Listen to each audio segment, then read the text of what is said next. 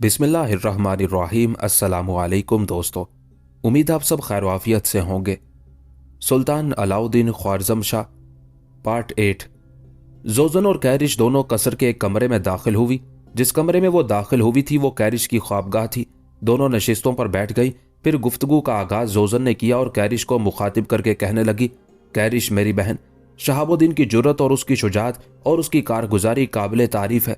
उसने जहां पहले फूना के लश्कर को बदतरीन शिकस्त दी, उसके लश्कर की अक्सरियत को उसने उधेड़ मारा। उसके बाद जैसा कि आने वाले मुखबिरों ने इत्तला दी है, उसने समरकंद के नवाह में भी बेहतरीन कारगुजारी का मुजाहरा किया है और इनफरादी मुकाबले में बेदू खान और तगीन खान के चचाजाद भाई हैदर खान को भी मौत के घाट उतार दिया है। मेरी बहन, इस लिहाज से मैं समझती हूँ तो दुनिया की खुशकिस्मत तरीन लड़की है जो शहाबुद्दीन तुम्हारी तरफ माइल हुआ है और तुमने उसे अपनी जिंदगी का महवर और मकसद बना लिया है। उस मौके पर कैरिश ने बड़े गौर से जोज़न की तरफ देखा, फिर कहने लगी, जोज़न मेरी बहन, इस तरह शहाबुद्दीन की तारीफ करते करते कहीं तुम भी उसे चाहने ना लग जाना, इस तरह मेरा मुस्तकबिल तो बिल्कुल तारीक हो जाएगा। कैरिश ने गोया अल्फाज अजराह मजाक कहे थे, लेकिन जोज़न संजीदा हो गई थी। कहने लगी, कैरिश मेरी बहन, आज मैं तुम्हारे सामने झूठ नहीं कहूंगी। अगर तुम शहाबुद्दीन की तरफ माइल ना हो चुकी होती तो यकीनन अब तक मैं उसकी तरफ माइल हो चुकी होती। कैरिश मेरी बहन, सच यह है कि जिस वक्त पहली बार शहाबुद्दीन एक सफ़ीर की हैसियत से हमारे यहाँ आया था और फिर बड़े दरबार में उसने बेदू खान को शिकस्त दी थी, उस वक्त मेरे ख्यालात इन ख्यालात से मुख्तलिफ थे जो अब हैं। उस वक्त क्योंकि तुम शहाबुद्दीन की तरफ माइल नहीं थी। इसके अलावा जिस वक्त उसने बेदू खान को शिकस्त दी थी तुमने उससे नफरत का इजहार भी किया था। मेरी बहन, यह अजीब बात है, जिस वक्त तुमने उससे नफरत का इजहार किया था मैं उसकी तरफ माइल हुई थी और उस माइल होने के नतीजे में जिस वक्त बेदू खान ने इरादा किया था कि दरियाए आमू के पुल पर उस पर हमला करा के उसे जख्मी किया जाएगा, मैंने उसकी हिफाजत, उसके तहफ़्फ़ुज़ का सामान किया था। मेरी बहन, उस वक्त मैंने अपने दिल में यह ठान लिया था कि अगर हालात ने कभी मेरा साथ दिया तो मैं इस शहाबुद्दीन को अपनी ज़िंदगी का साथी ज़रूर बनाऊंगी। लेकिन यह बात मैंने मख्फी और छुपा कर रखी और जब बाद में तुम शहाबुद्दीन की तरफ माइल हो गई तो मेरी बहन, मैंने तुम्हारा पूरा साथ दिया और पीछे हट गई, इसलिए कि यहां तक कहते कहते जोज़न को खामोश हो जाना पड़ा। कैरिश ने आगे बढ़कर उसे अपने साथ लिपटा लिया था। कई बार उसकी पेशानी, उसके गाल चूमे, फिर कहने लगी, मेरी अजीज बहन, मैं इस बात को तस्लीम करती हूं कि तुम मुझसे ज्यादा हसीन और खूबसूरत हो। तुम्हारी शख्सियत भी मुझसे कहीं ज्यादा पुरकशिश है। मैं तुम्हारी शुक्रगुजार और ममनून हूं कि तुमने शहाबुद्दीन को मेरे लिए वक्फ कर दिया, वरना मेरी बहन, अगर हम दोनों बहनें अपनी अपनी मोहब्बत लेकर शहाबुद्दीन के सामने खड़ी होती तो यकीनन मेरी बजाय शहाबुद्दीन तुम्हारा इंतखाब करता, इसलिए कि मेरी निस्बत तुम्हारी शख्सियत में ज्यादा कशिश है और मैं इस बात पर भी तुम्हारा शुक्रिया अदा करूंगी। बल्कि मुझे तुम्हारा ममनून होना चाहिए कि जिस वक्त बेदू खान ने शहाबुद्दीन को अपना हदफ बनाने की कोशिश की थी उस वक्त तुमने शहाबुद्दीन का दिफा किया, हालांकि मैं उस वक्त शहाबुद्दीन की तरफ माइल नहीं थी। कैरिश जब खामोश हुई तो जोज़न इस बार धीमे और किसी कदर राजदाराना अंदाज में कैरिश को मुखातिब करके कहने लगी, कैरिश, अब मुझे और तुम्हें दोनों को अपनी गुफ्तगू और अपनी हरकतों सकनात में ज्यादा एहतियात बरतना होगी। पहले हमारे बाप को सिर्फ इस बात पर शक था कि किसी ने सुल्तान अलाउद्दीन ख्वारज़म शाह के सफ़ीर को मेहमान खाने से भगा दिया है। मेरे ख्याल में हमारा बाप इस मामले को दरगुजर कर गया था, लेकिन अब जो फूना को बदतरीन शिकस्त का सामना करना पड़ा है तो वो शशो पंज में पड़ चुका है। कई मौके पर उसकी गुफ्तगू के दौरान मैंने ये अंदाजा लगाया है कि वो उस बात का भेद और राज जानने के दर पे है कि आखिर कौन है जिसके कहने पर मुसलमानों का सफीर यहां से भाग गया और कौन है जिसने फूना के लश्कर की पेशकदमी की इत्तला कर दी और मुसलमानों ने न सिर्फ अपने इलाकों का दिफा किया बल्कि फूना को बदतरीन शिकस्त दी और फूना के लश्कर की अक्सरियत को मौत के घाट उतार दिया।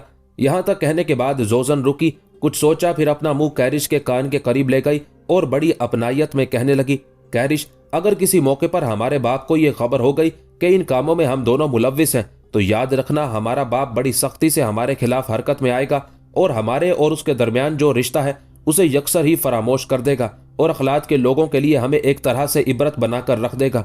उसके साथ ही जोज़न अपनी जगह पर उठ खड़ी हुई और दोबारा धीमे लहजे में कहने लगी, अब तुम आराम करो, मैं अपनी ख्वाबगाह में जाती हूँ। एक बार फिर कहती हूँ कि मेरे और किसी और के साथ आइंदा अपनी गुफ्तगू के दौरान इंतहा दर्जे की एहतियात बरतना।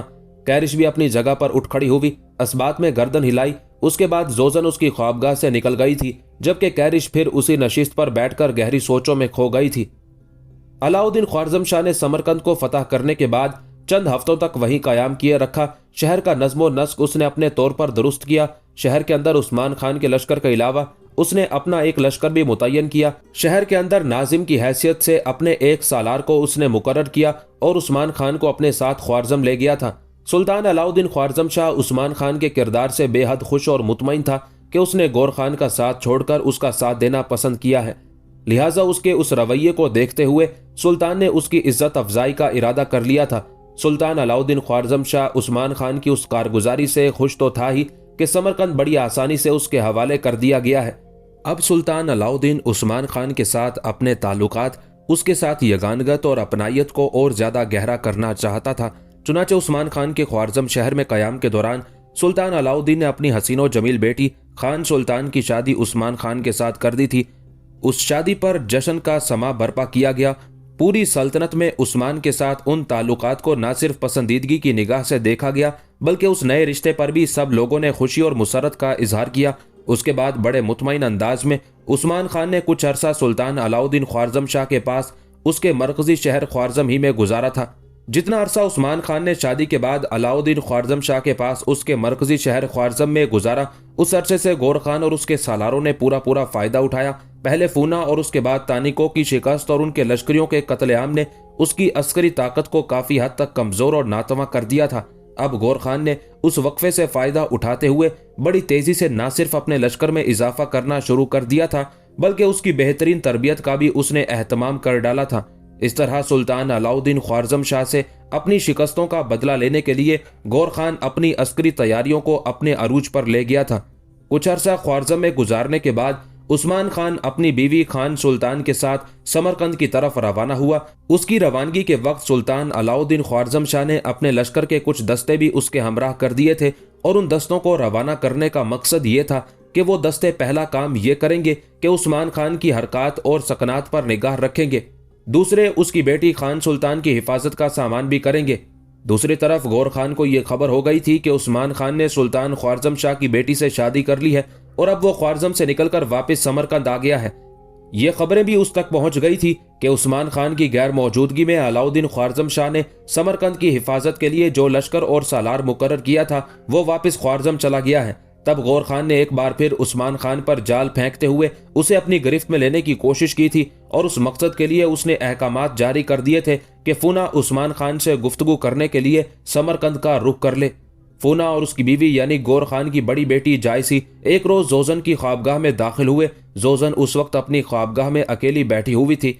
जो ही वो दाखिल हुए, जोजन उनके इस्तकबाल के लिए अपनी जगह पर उठ खड़ी हुई थी। दोनों मियाँ बीवी आगे बढ़े, नशिस्तों पर बैठ गए। बैठते ही जायसी ने अपनी छोटी बहन जोजन की तरफ देखा, फिर उसको मुखातिब करके कहने लगी, जोजन, मैं और तुम्हारा भाई फूना दोनों आज एक इंतहाई अहम मसले पर तुमसे और कैरिश से गुफ्तगू करने आए हैं, लिहाजा जाओ कैरिश को यहीं बुलाकर ले आओ। जायसी के उन अल्फाज पर जोजन का माथा ठनका था। वो कुछ पूछना चाहती थी कि जायसी ने शायद उसकी उस कैफियत को भांप लिया था, लिहाजा फौरन बोल उठी, रुको नहीं, जाओ, मैं जानती हूँ इस मौके पर तुम मुझसे बहुत कुछ पूछना चाहोगी। पहले कैरिश को बुला लो, उसके बाद जो कुछ पूछोगी उसका तुम्हें मुनासिब जवाब मिलेगा। जायसी के उन अल्फाज के साथ ही जोजन बाहर निकल गई। थोड़ी देर बाद लौटी, उसके साथ कैरिश भी थी। जायसी ने दोनों को अपने सामने वाली नशीस पर बैठने के लिए कहा। जब वो दोनों बैठ गईं, तब जायसी ने अपने शोहर फूना की तरफ देखा और उसे मुखातिब करके कहने लगी, आप जो गुफ्तगू इन दोनों से करना चाहते हैं उसकी इब्तिदा करें, इसलिए कि यह गुफ्तगू करने के लिए आप ही से कहा गया था।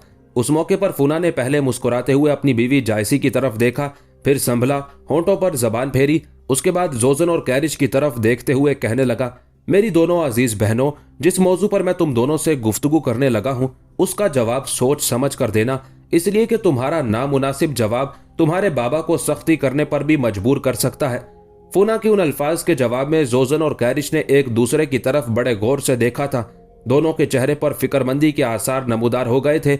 उनकी उस कैफियत को भांपते हुए फूना कहने लगा, तुम दोनों बहनें किसी वहम में न पड़ना, ना ही खदशात का शिकार होना। जो बात तुमसे कहने के लिए मुझे तुम्हारे बाबा ने भेजा है वो ये है कि फूना मजीद कुछ देर के लिए रुक गया, मुनासिब अल्फाज तलाश किए, फिर कहने लगा, दरअसल तुम्हारे बाबा को इस बात का एहसास हो गया है कि जोजन का जो रिश्ता उस्मान खान से उसने मुनक़ते किया था वह उसकी गलती थी।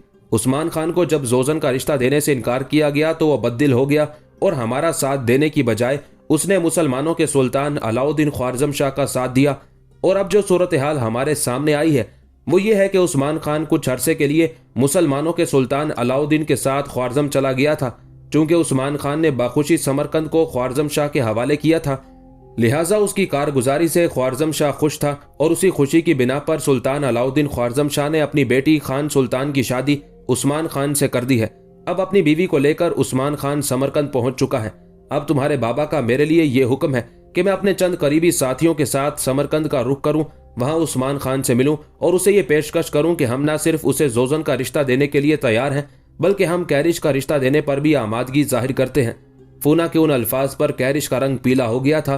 परेशानी और फिक्रमंदी में वो घबराहट का मुजाहिरा करते हुए कभी जायसी, कभी फूना, कभी जोजन की तरफ देखने लगी थी। उस मौके पर वो कुछ कहना चाहती थी कि जोजन ने जायसी और फूना की निगाह बचाकर उसे हल्की सी कोहनी मारकर हालात की संजीदगी से आगाह किया था। साथ ही जोजन फूना को मुखातिब करके कहने लगी, भाई आप किस किस्म की गुफ्तगू कर रहे हैं? दोनों बहनें एक ही शख्स के निकाह में कैसे जा सकती हैं? जोजन के उन अल्फाज पर फूना मुस्कुराया, जायसी भी मुस्कुरा रही थी। फिर हल्का सा हाथ जोजन के सर पर मारते हुए फूना कहने लगा, मेरी बहन तुम गलत समझी हो। दोनों बहनें उस्मान खान के निकाह में नहीं जाएंगी, बल्कि तुम्हारे बाबा ने जो फैसला किया है वो ये है कि तुम्हारा निकाह उस्मान खान से और कैरिश का निकाह उस्मान खान के छोटे भाई कंगन से कर दिया जाएगा। अब बोलो, इस सिलसिले में तुम दोनों बहनें क्या कहती हो? तुम अपनी जिस आरा, जिस फैसले का इजहार करोगी वही मैं और तुम्हारी बहन जायसी जाकर तुम्हारे बाबा से कह देंगे। पर एक बात याद रखना, तुम्हारे बाबा ने यहां तक कह दिया है कि तुम दोनों बहनों में से किसी ने भी इस ख्वाहिश की तकमील से इनकार किया तो तुम्हारा बाबा इस सिलसिले में जबर और सख्ती से भी काम ले सकता है। यहां तक कहने के बाद फूना रुका, फिर अपनी बात को आगे बढ़ाता हुआ कह रहा था, मेरी अजीज बहनों, तुम्हारे बाप ने यह भी फैसला किया है कि तुम्हारी आरा जानने के बाद मैं अपने कुछ साथियों और मुसल्ला दस्तों के साथ उस्मान खान की तरफ जाऊंगा, उससे इस मौजू पर गुफ्तगू करूंगा। अगर उसने हमारी इस तजवीज से इनकार कर दिया तो फिर हमारे और सुल्तान अलाउद्दीन ख्वारिज़म शाह के दरमियान ना खत्म होने वाली जंगों का सिलसिला शुरू हो जाएगा और हम हर सूरत में समरकंद, बुखारा और तिरमज शहर वापस लेने के साथ साथ अलाउद्दीन ख्वारिज़म शाह को भी अपने सामने जेर करके रहेंगे। और अगर तुम्हारे बाबा की इस तजवीज से उस्मान खान ने इत्तेफाक कर लिया तो फिर उस्मान खान और उसके भाई कंगन को यहाँ बुलाया जाएगा। उस्मान खान का निकाह जोजन तुम्हारे साथ, कैरिश का कंगन के साथ होगा, लेकिन सिर्फ निकाह होगा, तुम दोनों को रुखसत नहीं किया जाएगा, इसलिए कि निकाह के बाद तुम्हारा बाबा उस्मान खान के सामने ये मामला पेश करेगा कि पहले वो सुल्तान अलाउद्दीन ख्वारिज़म शाह की बेटी को तलाक देकर फारिग कर दे। जब वो ऐसा करेगा तब तुम दोनों बहनों को पूरे शाहाना वकार के साथ रुखसत किया जाएगा और अखलात से समरकंद भेज दिया जाएगा। बस तुमसे यही कुछ कहने आया था, अब तुम जो कुछ कहना चाहती हो कहो। उस मौके पर जोजन ने फिर जायसी और फूना की नजर बचाकर अपनी एक उंगली से कैरिश की रान को दबाया। शायद ये जोजन का इशारा था कि तुम चुप रहो। साथ ही वो बोल उठी थी, मैं कैरिश की बड़ी बहन हूँ, मेरी और इसकी उम्र में कोई ज्यादा फर्क नहीं, और फिर हम दोनों बहनें क्योंकि ज्यादा अरसा तक इकट्ठी रही हैं, एक दूसरे के मिजाज, एक दूसरे की तबीयत से भी खूब वाकिफ है, लिहाजा कैरिश की तरफ से मैं ही जवाब दूंगी और कैरिश को इस सिलसिले में कोई एतराज नहीं होगा। अगर ये फैसला हमारे बाबा ने किया है कि मेरा निकाह उस्मान खान से और कैरिश का उसके छोटे भाई कंगन से कर दिया जाए तो फिर फूना मेरे भाई, आप जा सकते हैं और जाकर बाबा से कह सकते हैं कि हम दोनों बहनों को बाबा का ये फैसला बाखुशी मंजूर है। उस मौके पर कैरिश ने चौंकने के अंदाज में जोजन की तरफ देखा था। जोजन ने फिर अपनी उंगली से उसकी रान को दबाते हुए उसे खामोश रहने का इशारा किया। उसके साथ ही फोना और जायसी दोनों उठ खड़े हुए। फिर फोना बेपनाह खुशी का इजहार करते हुए कहने लगा, मेरी अजीज बहनों, तुम दोनों ने ये फैसला देकर मेरा दिल खुश कर दिया है।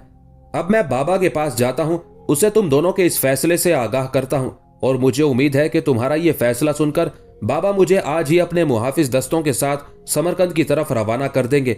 उसके साथ ही फूना और उसकी बीवी जायसी दोनों इत्मीनान का इजहार करते हुए जोजन की ख्वाबगाह से निकल गए थे। फूना और जायसी के जाने के थोड़ी ही देर बाद कैरिश आतिश फिशा की तरह भड़क उठी। पहले अपनी जगह से उठकर सामने वाली नशिस्त पर हो बैठी, फिर जोजन को मुखातिब करके इंतहाई गुस्से और गजबनाकी में कहने लगी, ये तुमने मेरे मुतालिक क्या फैसला दे दिया? तुम बार बार मेरी रान पर उंगली दबाकर मुझे खामोश रहने का इशारा करती रही, इस बिना पर मैं अपने जज्बात का इजहार ना कर सकी। आखिर तुमने मेरी तरफ से यह फैसला कैसे दे दिया कि मैं उस्मान खान के छोटे भाई कंगन के साथ शादी करने पर तैयार हूं? मैं उसके मुंह पर थूकने के लिए भी तैयार नहीं हूं और तुमने मेरी तरफ से हामी भर ली है। यहां तक कहने के बाद कैरिश रुकी, फिर पहले की निस्बत जरा तल्ख लहजे में कहने लगी, क्या तुम मुझे इस बिना पर शहाबुद्दीन से महरूम करना चाहती हो कि तुमने खुद भी उसे चाहा था और फिर मेरी चाहत की वजह से तुमने अपनी उस चाहत को वापस ले लिया? क्या फिर शहाबुद्दीन से तुम्हारी चाहत जाग उठी है और मुझे उसका साथी बनते नहीं देख सकती हो? यहां तक कहने के बाद कैरिश जब खामोश हुई तो जोजन ने मुस्कुराते हुए उसके गाल पर एक चपत लगाई, फिर कहने लगी, सारी उम्र बेवकूफ की बेवकूफ ही रहोगी।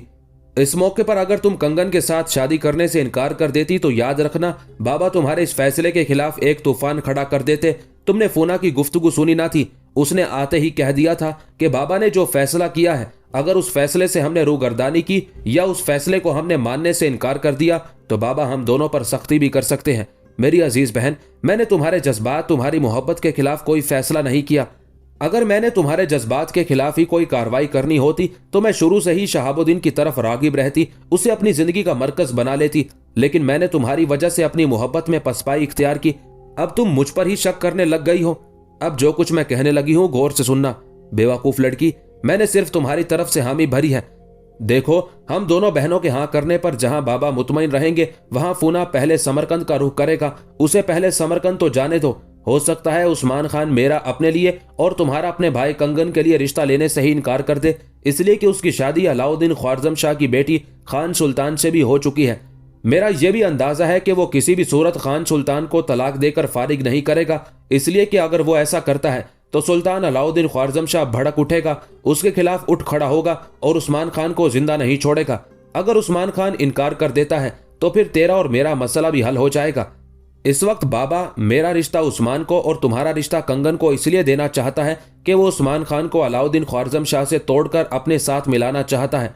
इस मौके पर अगर हमने इनकार कर दिया तो याद रखना हमारा बाप उस रिश्ते को भी भूल जाएगा जो उसके और हमारे दरमियान है और हम पर ऐसी सख्ती करेगा जिसका तुम अंदाजा भी नहीं लगा सकती हो। इस बिना पर तुम्हारे और अपने रिश्ते के लिए हाँ करना एक तरह से मेरा दुरुस्त फैसला है और मसलहत वक्त भी इसी में है।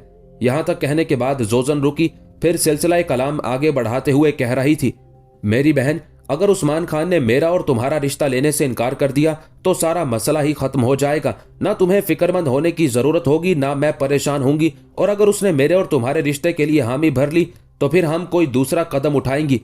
उस सूरत में कैरिश मेरी बहन, सबसे पहले मैं तुम्हारे यहां से भागने का कोई ना कोई बंदोबस्त करूंगी।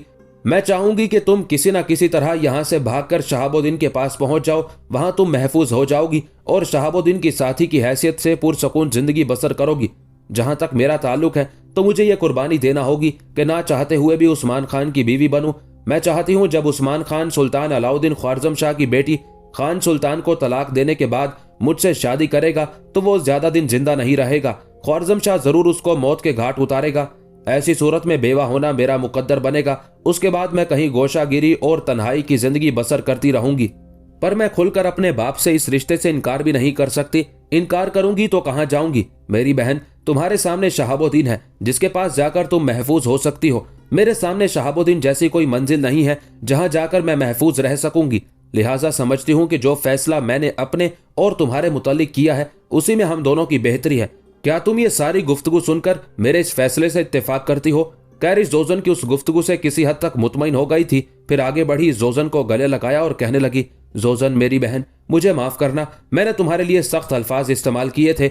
उसके साथ ही कैरिश ने जोजन को अपने साथ लिपटा लिया था। जवाब में जोजन ने उसके सर को बोसा दिया, उसके गाल पर प्यार दिया, फिर कहने लगी, बस अब सारे मामले को भूल जाओ। जो कुछ हुआ यूं जानो वो एक ख्वाब था। जोजन मजीद कुछ कहना चाहती थी लेकिन उसकी बात काटते हुए कैरिश बोल उठी, मेरी बहन, क्या इस सिलसिले में हम अपनी माँ को एतमाद में ना ले? कैरिश के उन अल्फाज पर जोजन चौंक सी पड़ी थी।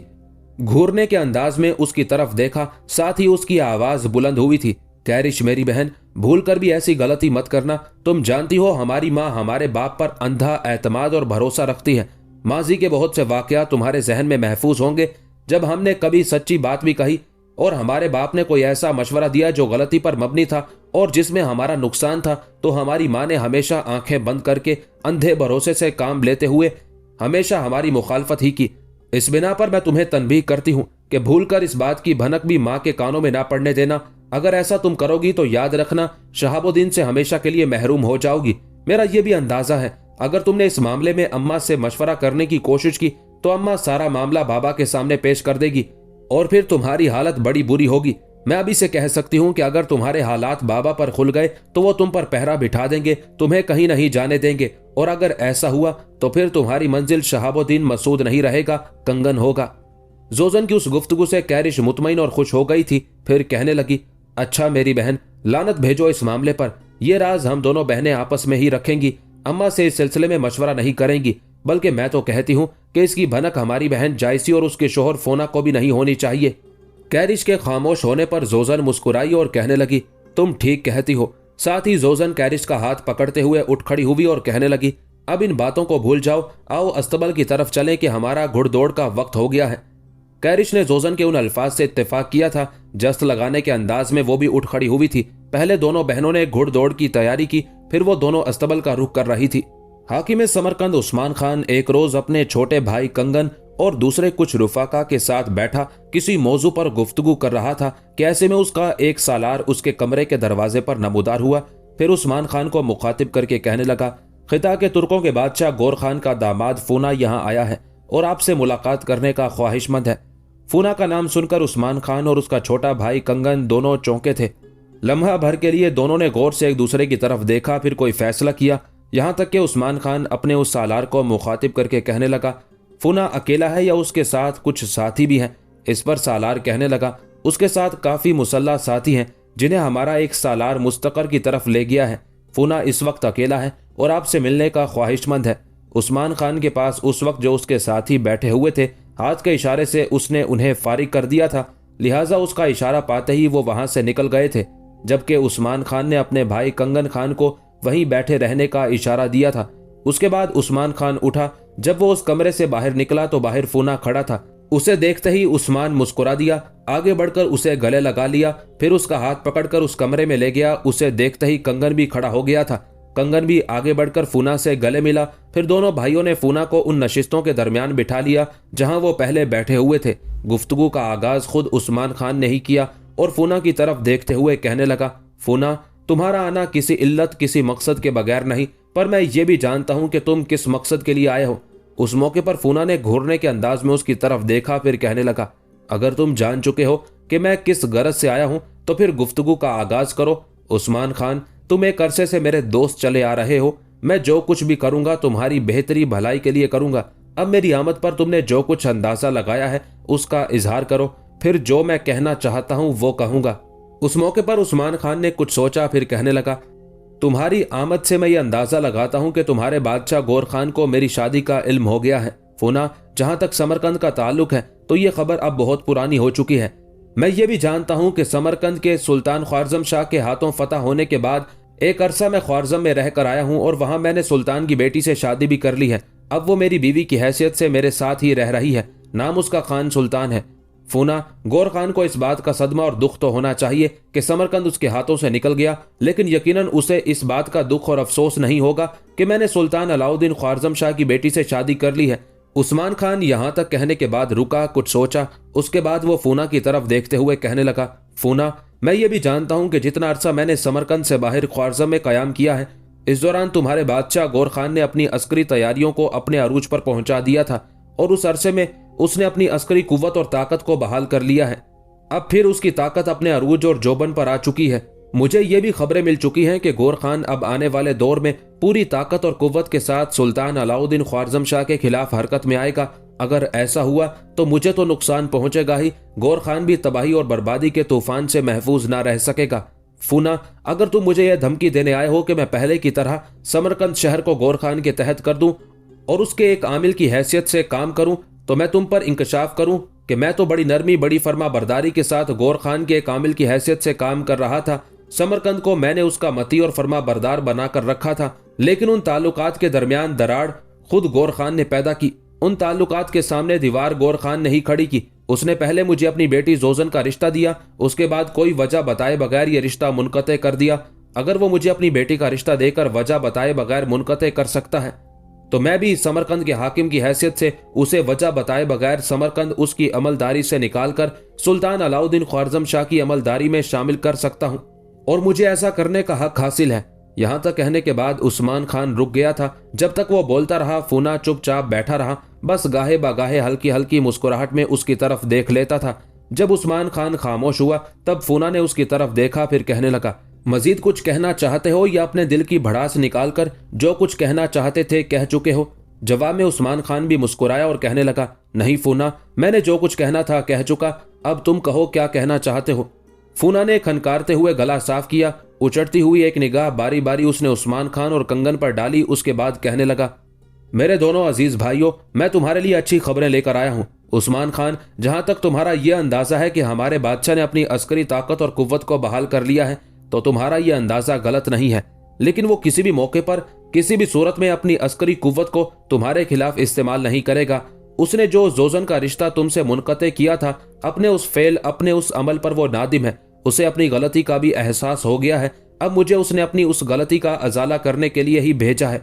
उस्मान खान, गौर खान की निगाहों में तुम एक पसंदीदा शख्सियत हो। गौर खान ही नहीं, उसके सारे अमायदीन सल्तनत भी तुम्हें अपना एक हर दिल अजीज आमिल और सालार समझते हैं। हर कोई तुमसे मोहब्बत करता है। उस्मान खान, अगर ऐसा ना होता तो जिस वक्त तुम सुल्तान अलाउद्दीन ख्वारज़म शाह के साथ समरकंद से निकलकर ख्वारज़म की तरफ चले गए थे, तो तुम्हारी गैर मौजूदगी में गौर खान जरूर समरकंद पर हमलावर होकर किस्मत आजमाई की कोशिश करता, लेकिन उसने ऐसा नहीं किया।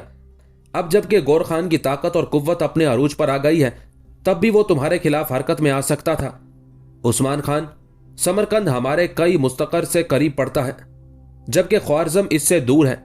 अपनी अस्करी कुव्वत को अरूज पर लाने के बाद गौर खान अगर चाहता तो तुम पर हमलावर होकर समरकंद पर कब्जा करके तुम्हें गिरफ्तार कर सकता था, लेकिन उसने ऐसा नहीं किया। मैं अपने मरकजी शहर अखलात से तुम्हारे लिए मोहब्बत और खैर सिगाली का पैगाम लेकर आया हूँ, और जो पैगाम मैं लेकर आया हूँ, मेरा दिल कहता है उस्मान खान और कंगन, तुम दोनों उसे सुनकर खुश हो जाओगे। उस्मान खान, मैं ये तो पहले ही बता चुका हूं कि गौर खान ने जो अपनी बेटी जोजन का रिश्ता तुमसे मुनक़ते किया था, उस पर वो नादिम और शर्मिंदा है। अब मुझे उसने जो पैगाम देकर भेजा है वो गौर से सुनना। गौर खान चाहता है कि जोजन की शादी तुमसे कर दे और अपनी छोटी बेटी कैरिश को तुम्हारे छोटे भाई कंगन के अक्द में दे दे। अब बोलो तुम दोनों भाई क्या कहते हो? फूना के उन अल्फाज पर लम्हा भर के लिए उस्मान खान के चेहरे पर हैरत और ताज्जुब के आसार नमूदार हुए। फिर उसने जुमानी अंदाज में अपने भाई कंगन की तरफ देखा। निगाहों ही निगाहों में दोनों भाइयों ने कोई फैसला किया। उसके बाद उस्मान खान सोचो विचार में पड़ गया था। यहाँ तक कि फूना ने फिर उससे मुखातिब किया, उस्मान खान, तुम्हारी खामोशी बताती है कि जो कुछ मैंने कहा है तुम उस पर एतबार नहीं कर रहे। जो कुछ मैंने कहा है, अगर तुम्हें उस पर भरोसा नहीं तो तुम दोनों मेरे साथ अखलात चलो।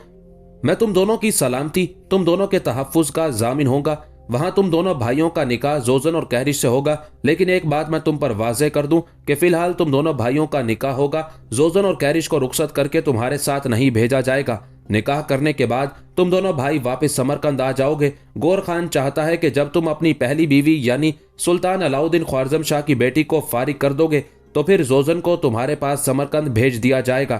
कैरिश भी उसके साथ कंगन की बीवी की हैसियत से समरकंद पहुंच जाएगी। यहां तक कहने के बाद फूना रुका, कुछ सोचा, फिर अपनी बात को आगे बढ़ाते हुए कह रहा था, उस्मान खान, निकाह के साथ ही अगर गौर खान जोजन और कैरिश दोनों को रुखसत करके समरकंद भेज दे तो तुम्हारे लिए अनगिनत मसाइल खड़े हो जाएंगे। सुल्तान अलाउद्दीन ख्वारज़म शाह की बेटी खान सुल्तान और जोजन एक साथ तुम्हारी बीवी की हैसियत से रह ही नहीं सकती। दोनों में उलझने और नाइत्तेफाकी पैदा होगी। हर रोज तकरार और झगड़ा होगा। इस तरह दोनों का उलझाव तुम्हारे लिए दर्द सर बनकर रह जाएगा और हम ऐसा नहीं चाहते। उस्मान खान, जब तुम खान सुल्तान को फारिग कर दोगे तो फिर जोजन के साथ तुम खुशगवार जिंदगी बसर कर सकोगे। तुम जानते हो कि गौर खान की ममलुकत में कोई भी लड़की हुस्नो जमाल, खूबसूरती और आला शख्सियत में जोजन का मुकाबला नहीं कर सकती। तुमने जोजन और कैरिश दोनों को देख रखा है। गो कैरिश भी इंतहा दर्जे की खूबसूरत है, लेकिन अपनी आला शख्सियत और अपने हुस्नो जमाल में वो भी जोजन का मुकाबला नहीं कर सकती। इस तरह जब जोजन तुम्हारी बीवी की हैसियत से समरकंद पहुंचेगी और खान सुल्तान फारिग होकर ख्वारज़म जा चुकी होगी तो जोजन तुम्हारी जिंदगी को जन्नत बनाकर रख देगी। अब मामला तुम्हारे हाथ में है, जैसा चाहो करो।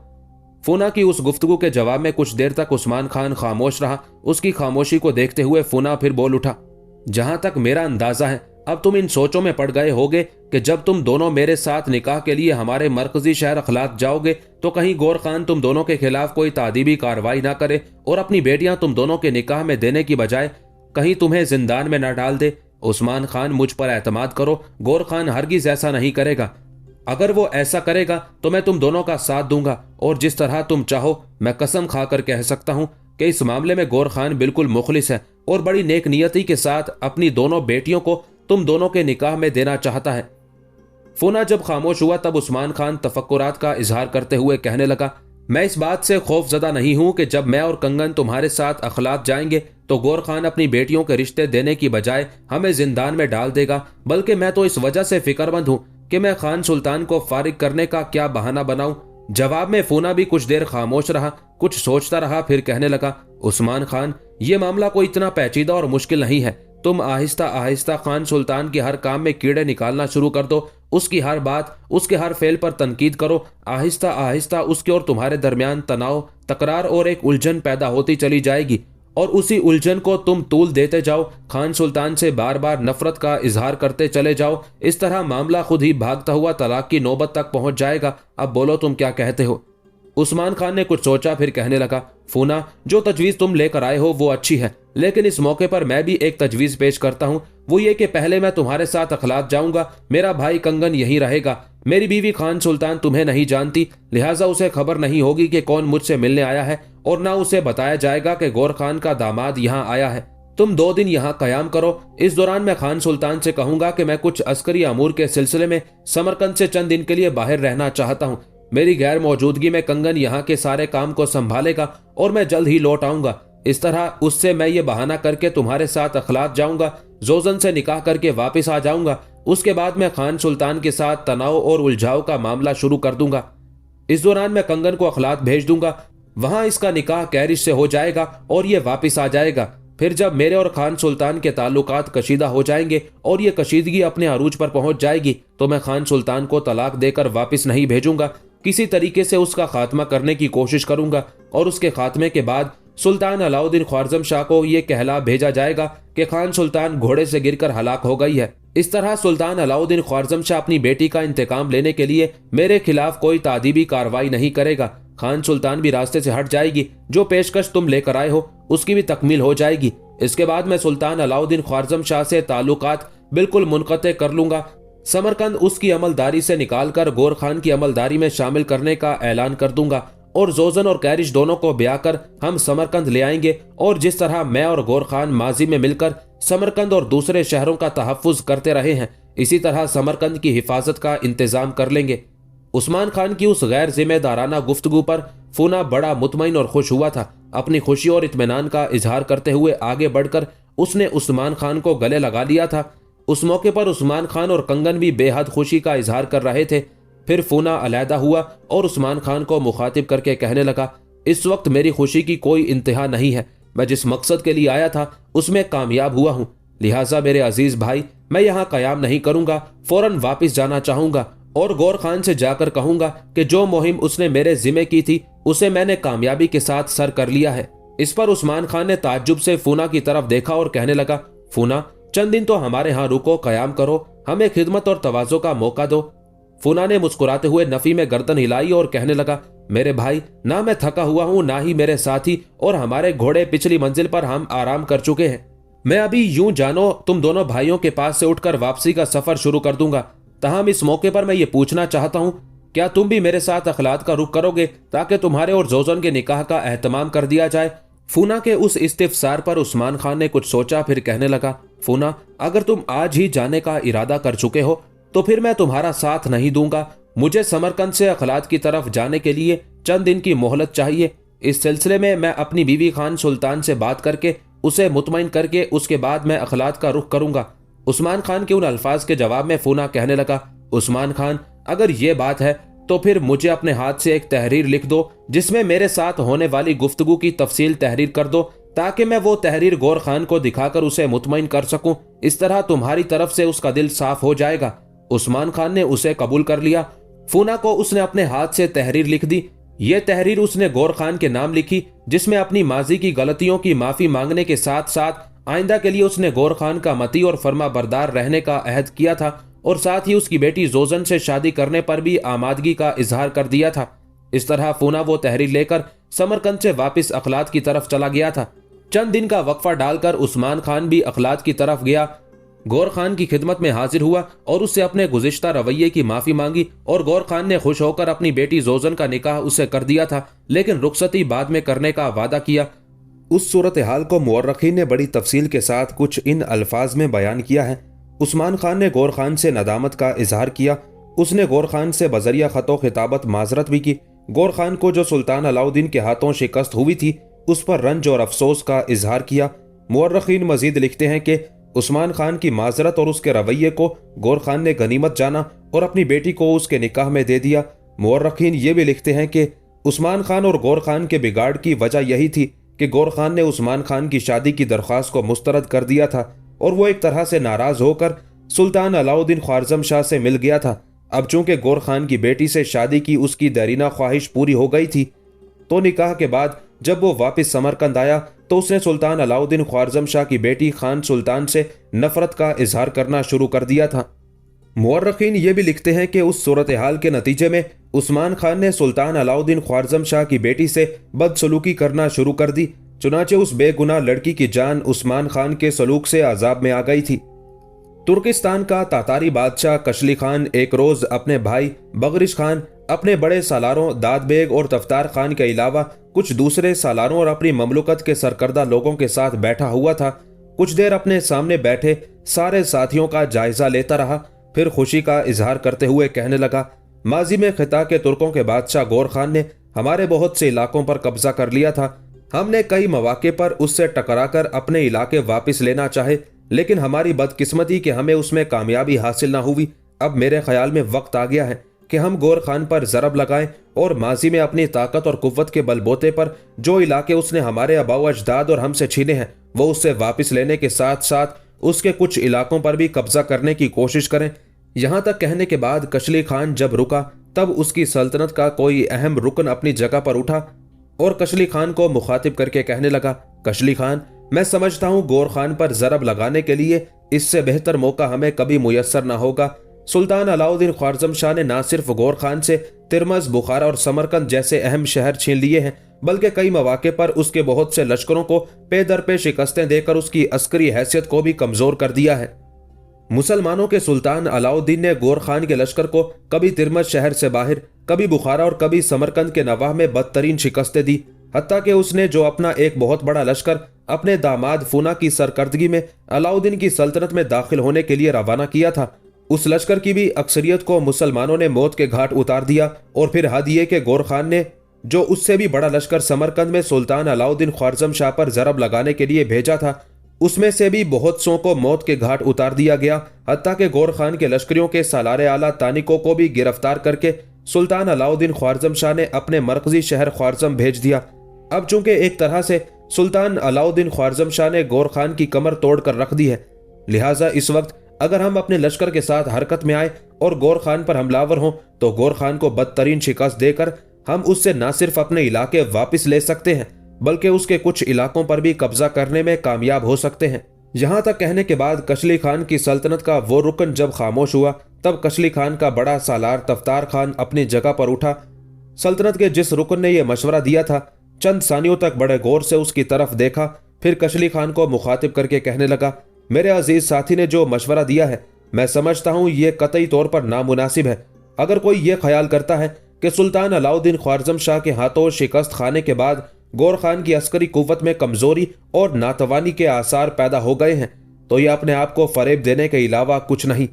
ये बहुत बड़ी गलत फहमी होगी। मैं इससे तो इत्तेफाक करता हूँ कि सुल्तान अलाउद्दीन ख्वारज़म शाह ने कई मौके पर गौर खान के कई लश्करों को बदतरीन शिकस्तें दी और उसके लश्कर की अक्सरियत को मौत के घाट उतारकर अपनी फतहमंदी का ऐलान किया और गौर खान से 3 बड़े और अहम शहर भी छीन लिए।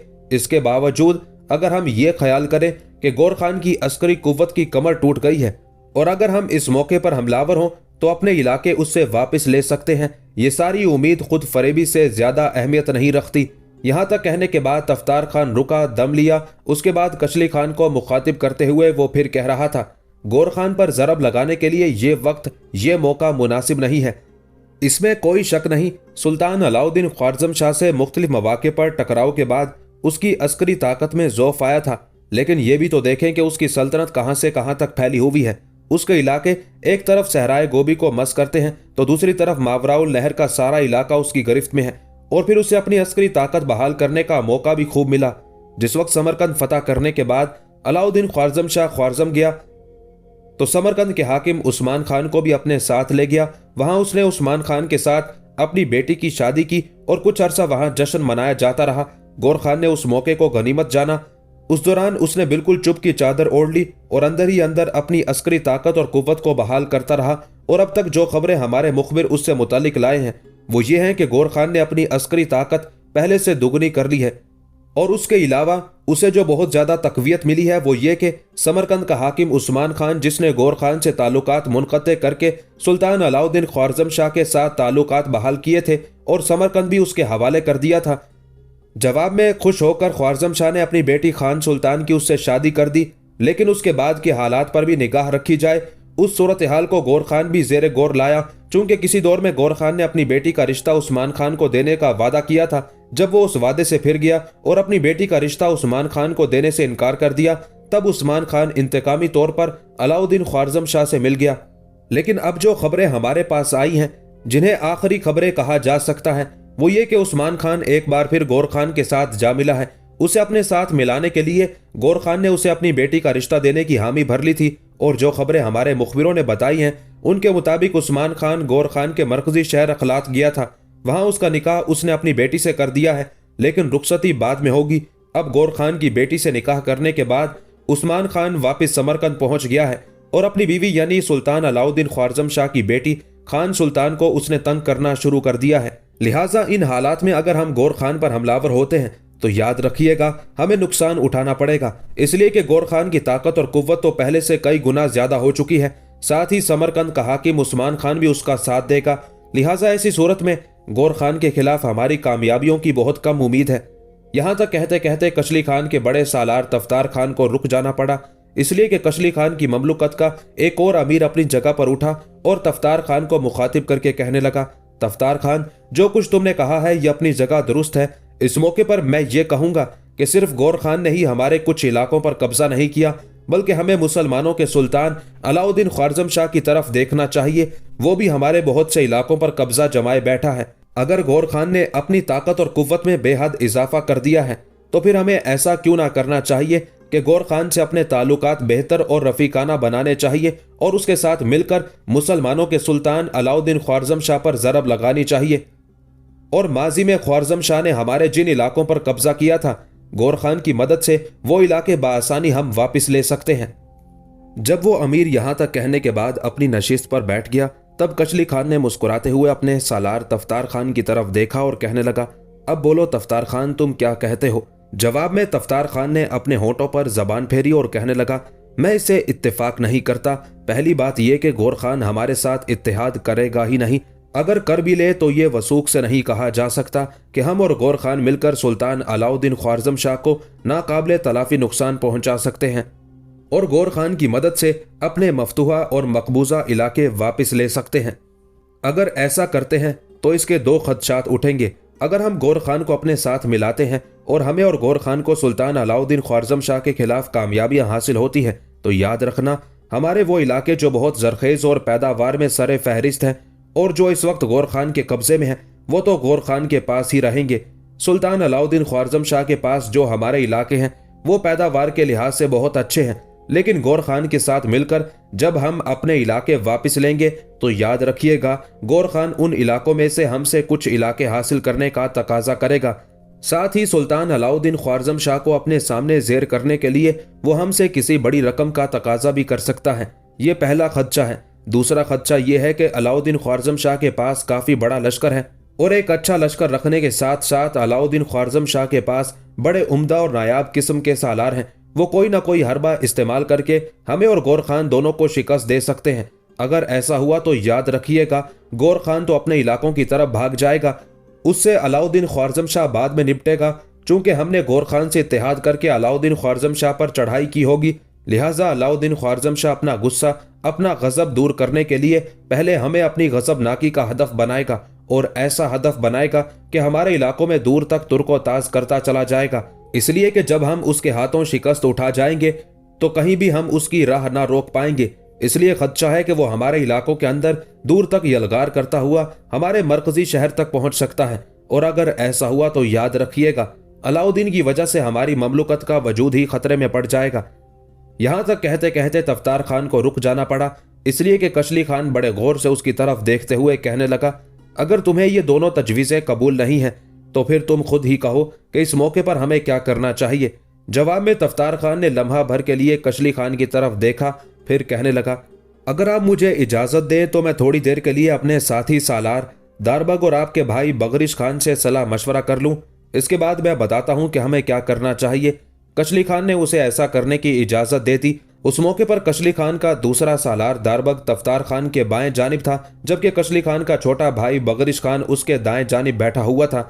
लिहाजा वो अपनी नशिस्त पर बैठकर दोनों से सलाह मशवरा करने लगा था। तीनों कुछ देर तक राजदाराना अंदाज में गुफ्तगू करते रहे। उसके बाद पहले की तरह तफ्तार खान अपनी नशिस्त पर उठ खड़ा हुआ और कशली खान को मुखातिब करके कहने लगा, मैंने अपने साथियों दारबग और बगरिश खान के सामने एक तजवीज़ पेश की थी। मैं उन दोनों का शुक्रगुजार हूं कि मेरी उस तजवीज़ से उन दोनों ने मुकम्मल तौर पर इत्तेफाक किया है। और मैं भी आपको यकीन दिलाता हूं कि अगर हम उस तजवीज़ पर अमल करें तो गौर खान ही नहीं, मुसलमानों के सुल्तान अलाउद्दीन ख्वारज़म शाह के खिलाफ भी हमारी कामयाबी और कामरानी यकीनी है। अपने सालार आला तफ्तार खान के उन अल्फाज पर कशली खान बेहद खुशी का इजहार कर रहा था। कुछ देर मुस्कुराता रहा, फिर खुशकुन अंदाज में उसे मुखातिब करके कहने लगा, तुमने जो तजवीज़ दारबग और बगरिश खान के सामने पेश की है, मैं भी सुनूं कि वो क्या है और उसमें हमारी किस कदर भलाई और बेहतरी है। कशली खान के खामोश होने पर तफ्तार खान ने कहना शुरू किया, आप जानते हैं कि समरकंद के हाकिम उस्मान खान ने गौर खान की बेटी से निकाह कर लिया है। ये कोई छोटा कदम नहीं, एक बहुत बड़ा फैसला है। गौर खान की बेटी से निकाह करके उस्मान खान ने एक तरह से आग और खून के हैजान की तरफ पेशकदमी शुरू कर दी है। साथ ही हमारे मुखबिर ये भी खबरें लाए हैं कि गौर खान की बेटी से निकाह करने के बाद उस्मान खान अपनी बीवी यानी अलाउद्दीन ख्वारज़म शाह की बेटी को तंग करने लगा है। उस पर उसने जुल्म और जोर रवा रखना शुरू कर दिया है और ये सारी बातें हमारे हक में जाती हैं। अलाउद्दीन ख्वारज़म शाह की बेटी को मेरे ख्याल में अभी तक खबर नहीं है कि उस्मान खान ने गौर खान की बेटी से निकाह कर लिया है। जिस दिन उसे उसकी खबर होगी तो वो ज्यादा दिन तक उस्मान के सख्त रवैये को बर्दाश्त नहीं करेगी। वो पहला कदम ये उठा सकती है कि उस्मान खान को उसके रवैये के सामने तुर्की बा तुर्की जवाब दे सकती है। और अगर उसने अपने शोहर की इज्जत का ख्याल रखते हुए खुद ऐसा ना किया, तब वो पूरे हालात की इत्तला अपने बाप को कर सकती है। और मैं आपको यकीन दिलाता हूँ कि जिस रोज़ अलाउद्दीन ख्वारज़म शाह को यह खबर हो गई कि उस्मान खान ने गौर खान की बेटी से निकाह करने के बाद उसकी बेटी के साथ सख्त रवैया शुरू कर दिया है, उस पर उसने मजालिम रवा रखने शुरू कर दिए हैं, तो वो उस्मान खान के उस रवैये को किसी भी सूरत बर्दाश्त नहीं करेगा, बल्कि मैं कहता हूँ वो आग बगोला हो जाएगा। हो सकता है पहले वो उस्मान खान को समझाने की कोशिश करे और उसे राह रास्त पर लाने की कोशिश करे, लेकिन उस्मान खान अब दूर जा चुका है। अलाउद्दीन ख्वारज़म शाह की बात नहीं मानेगा। अगर ऐसा होना होता तो उसकी बेटी से वो सख्त रवैया शुरू ना करता। लिहाजा उस्मान खान के सख्त रवैये की वजह से हालात में बहुत बड़ी तब्दीली पैदा हो सकती है। यहां तक कहने के बाद तफ्तार खान रुका, कुछ सोचा, फिर वो कह रहा था, सुल्तान अलाउद्दीन ख्वारज़म शाह की बेटी खान सुल्तान जब उस्मान खान के उस रवैये की शिकायत अपने बाप से करेगी तो मैं आपको यकीन दिलाता हूँ अलाउद्दीन ख्वारज़म शाह उस्मान खान पर चढ़ दौड़ेगा। ऐसी सूरत में खिता के तुर्क यकीनन ख्वारज़म शाह के मुकाबले में उस्मान खान की मदद को लपकेंगे। उस मकसद के लिए अगर गौर खान खुद न आया तो अपने किसी बहुत बड़े लश्कर से वो उस्मान खान की मदद जरूर करेगा। जब ऐसा होगा तो याद रखिएगा, समरकंद के नवाह में अलाउद्दीन ख्वारज़म शाह और गौर खान के लश्कर आपस में टकराएंगे। दोनों एक दूसरे को जेर करने के लिए अपनी पूरी ताकत और कुव्वत सर्फ कर देंगे। इम्कान है कि उस टकराव के नतीजे में अलाउद्दीन ख्वारज़म शाह फतहमंद होकर निकलेगा, इसलिए कि माजी में कई मौके पर वो गौर खान के लश्करियों को शिकस्त देता रहा है। और उसकी एक बहुत बड़ी वजह भी है, वो ये कि गौर खान की निस्बत अलाउद्दीन ख्वारज़म शाह के पास बेहतर और इंतहाई आजमूदा कार, दलेर और जानिसार सालार हैं, जो न सिर्फ तजर्बाकार और ना तजर्बाकार दोनों किस्म के लश्करियों से काम लेना बेहतर जानते हैं, बल्कि नामुमकिन को मुमकिन बनाने की हुनरमंदी से लेस हैं। उस मौके पर हम एक कदम उठाएंगे। अगर उस जंग में अलाउद्दीन ख्वारज़म शाह फतहमंद होता है, फतह के बाद गौर खान से अपनी शराइत मनवाने के बाद जब वो वापस ख्वारज़म चला जाएगा, तब हालात को सामने रखते हुए हम अपने लश्कर के साथ हरकत में आएंगे, गौर खान पर चढ़ दौड़ेंगे। अलाउद्दीन ख्वारज़म शाह से टकराने की वजह से गौर खान की ताकत कमजोर हो चुकी होगी, लिहाजा हम गौर खान से न सिर्फ अपने मफतूहा इलाके वापस लेने में कामयाब हो जाएंगे, बल्कि गौर खान से कुछ ऐसी शराइत मनवाने में भी कामयाब हो जाएंगे जिसमें हमारे लिए सूदमंदी हो। उसके बाद हालात को देखते हुए हम 2 कदम उठा सकते हैं। पहला ये कि अपनी और अलाउद्दीन ख्वारज़म शाह की अस्करी कुव्वत का मुवाजना करेंगे। अगर उस ताकत का तवाजुन हमारे हक में हुआ तो अलाउद्दीन ख्वारज़म शाह से बराह रास्त टकराएंगे और गौर खान की तरह उससे भी अपने इलाके वापस लेकर रहेंगे। और अगर हमने ये देखा कि उस मौके पर तन्हा अलाउद्दीन ख्वारज़म शाह से टकराना हमारे लिए सूदमंद नहीं है, तो फिर हम गौर खान को जेर करने के बाद उसे अपने साथ मिलाएंगे। सिर्फ अपने इलाके अपने पास रखेंगे, बाकी इलाके वापस कर देंगे। इस तरह उसका दिल हमारी तरफ से साफ हो जाएगा और उसे साथ मिलाकर अलाउद्दीन ख्वारज़म शाह के खिलाफ हरकत में आएंगे। ऐसी सूरत में यकीनन हम अलाउद्दीन ख्वारज़म शाह से अपने इलाके वापस लेने में कामयाब हो जाएंगे। यहां तक कहने के बाद तफ्तार खान कुछ देर तक सवालिया से अंदाज में कशली खान की तरफ देखता रहा। जवाब में कशली खान अभी तक मुस्कुरा रहा था। फिर तफ्तार खान अपनी जगह पर बैठ गया, यहां तक कि उस कमरे में तातारियों के बादशाह कशली खान की आवाज सुनाई दी थी। तफ्तार खान, जो कुछ तुमने कहा है उससे तुम्हारी जानिसारी और फिदाकारी, तुम्हारी हुब्बुल वतनी और वतन परवरी की झलक साफ दिखाई देती है। मैं तुम्हारी तजवीज़ से मुकम्मल इत्तेफाक करता हूँ। अब हम इंतज़ार करते हैं और तुम्हारी तजवीज़ के मुताबिक ही अमल करते हुए एक तरफ खिता के तुर्कों के बादशाह गौर खान से, दूसरी तरफ मुसलमानों के सुल्तान अलाउद्दीन ख्वारज़म शाह से अपने इलाके वापस लेने की कोशिश करेंगे। कशली खान के उन अल्फाज से उसके सारे सालार ही नहीं, दूसरे अमायदीन सल्तनत भी मुतमईन और खुश हो गए थे। फिर कशली खान ने वो इजलास खत्म कर दिया था। सहपहर के करीब जोजन तेज तेज कदम उठाती हुई कैरिश के कमरे में दाखिल हुई थी। उसके चेहरे से फिक्रमंदी और परेशानी साफ देखी जा सकती थी। उसकी ये हालत देखते हुए कैरिश खुद भी फिक्रमंद हो गई थी। वो जिस नशिस्त पर बैठी हुई थी उस नशिस्त पर खड़ी हो गई और बड़ी फिक्रमंदी से जोजन की तरफ देखने लगी थी। कमरे में दाखिल होने के बाद जोजन ने दरवाजे के दोनों पट बंद कर दिए थे। तेजी से आगे बढ़ी, एक नशिस्त पर बैठ गई, साथ ही कैरिश के शाने पर हाथ रखते हुए उसे भी अपने साथ बिठा लिया। उस मौके पर जोजन गुफ्तगू का आगाज करना चाहती थी कि बड़ी राजदारी में कैरिश ने उसे मुखातिब किया। जोजन, मेरी बहन, खैरियत तो है? तुम्हारा चेहरा, तुम्हारी आंखें साफ बताती हैं कि कोई गैर मामूली वाकया पेश आया है या पेश आने वाला है। कैरिश के खामोश होने पर जोजन कहने लगी, कैरिश मेरी बहन, तुम्हारा अंदाजा दुरुस्त है। वाकई ये गैर मामूली वाकया पेश आने वाला है। देखो, अभी थोड़ी देर पहले बाबा, अम्मा, जायसी और भाई फूना के दरमियान गुफ्तगू हो रही थी। मैं उनके दरमियान तो नहीं बैठी हुई थी, लेकिन उस कमरे से बाहर खड़े होकर उनकी सारी गुफ्तगू सुन रही थी। उन्होंने फैसला किया है कि कल एक कासिद समरकंद की तरफ रवाना किया जाएगा। वहां से कंगन को यहाँ बुलाया जाएगा, उससे तुम्हारे निकाह का एहतमाम कर दिया जाएगा। लिहाजा मैं तुमसे कहती हूँ कि कबल इसके कि वो मौका आए, अपनी जान इन लोगों से बचाकर भाग जाओ। सीधा ख्वारज़म का रुख करो। शहाबुद्दीन मसूद इन दिनों वहीं है, उसके पास जाकर उसे अपनी जिंदगी का साथी बना लेना और उसके साथ खुशगवार जिंदगी बसर करना। यहां तक कहने के बाद जोजन रुकी, फिर पहले की निस्बत बड़े राजदाराना अंदाज में कहने लगी, आज शाम से कुछ पहले तुम घोड़ दौड़ के लिए अकेली निकलना। मैं तुम्हारे साथ नहीं जाऊंगी। घोड़ दौड़ पर निकलने से पहले एक चर्मी खुरजीन में अपनी जरूरत का सारा सामान और फालतू कपड़े डाल लेना और उसे घोड़े की जीन के साथ बांधकर घोड़ दौड़ के लिए निकलना। कुछ देर तक हस्बे साबिक अपने घोड़े को दौड़ाते रहना, फिर उसका रुख मोड़कर दरियाए आमू का रुख करना और जिस कदर जल्द मुमकिन हो दरिया को पार करके ख्वारज़म की तरफ चली जाना। यहां तक कहने के बाद जोजन रुकी, फिर कहने लगी, कैरिश मेरी बहन, अगर तुमने ऐसा ना किया तो याद रखना, जो गुफ्तगू मैंने बाबा, अम्मा, फूना और जायसी के दरमियान सुनी है उसके मुताबिक वो हर सूरत में तुम्हारा निकाह कंगन से कराने की कोशिश करेंगे। उनकी गुफ्तगू से मुझे ये भी इशारे मिले हैं कि शायद बाबा को इस बात की भनक पड़ गई है कि तुम कंगन से शादी करने पर रजामंद नहीं होगी। लिहाजा इस सिलसिले में बाबा अपनी बात मनवाने के लिए यकीनन तुम पर सख्ती और जबर करेंगे। क्या उस जबरदस्ती और जबर के सामने तुम झुककर शहाबुद्दीन की बजाय कंगन को अपनी जिंदगी का साथी बनाने की रजामंदी का इजहार कर दोगी? जोजन के उन अल्फाज पर कैरिश गुस्से में बिफर गई थी। कहने लगी, जोजन मेरी बहन, कैसी बातें करती हो? मेरी जिंदगी की मंजिल शहाबुद्दीन है, कंगन नहीं। शहाबुद्दीन को हासिल करने के लिए मैं कज़ा के सागर में भी छलांग लगा सकती हूँ, लेकिन कंगन के साथ समरकंद का रुख नहीं कर सकती।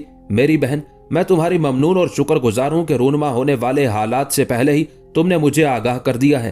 अब तुम लोगों की नजरें बचाकर अपने कमरे की तरफ चली जाना। मैं चाहती हूँ कि जब मैं यहाँ से भागूं तो मेरे भागने के सिलसिले में तुम पर शुबा ना किया जाए, और इस सिलसिले में मैं नहीं चाहती कि तुम पर कोई हर्फ आए।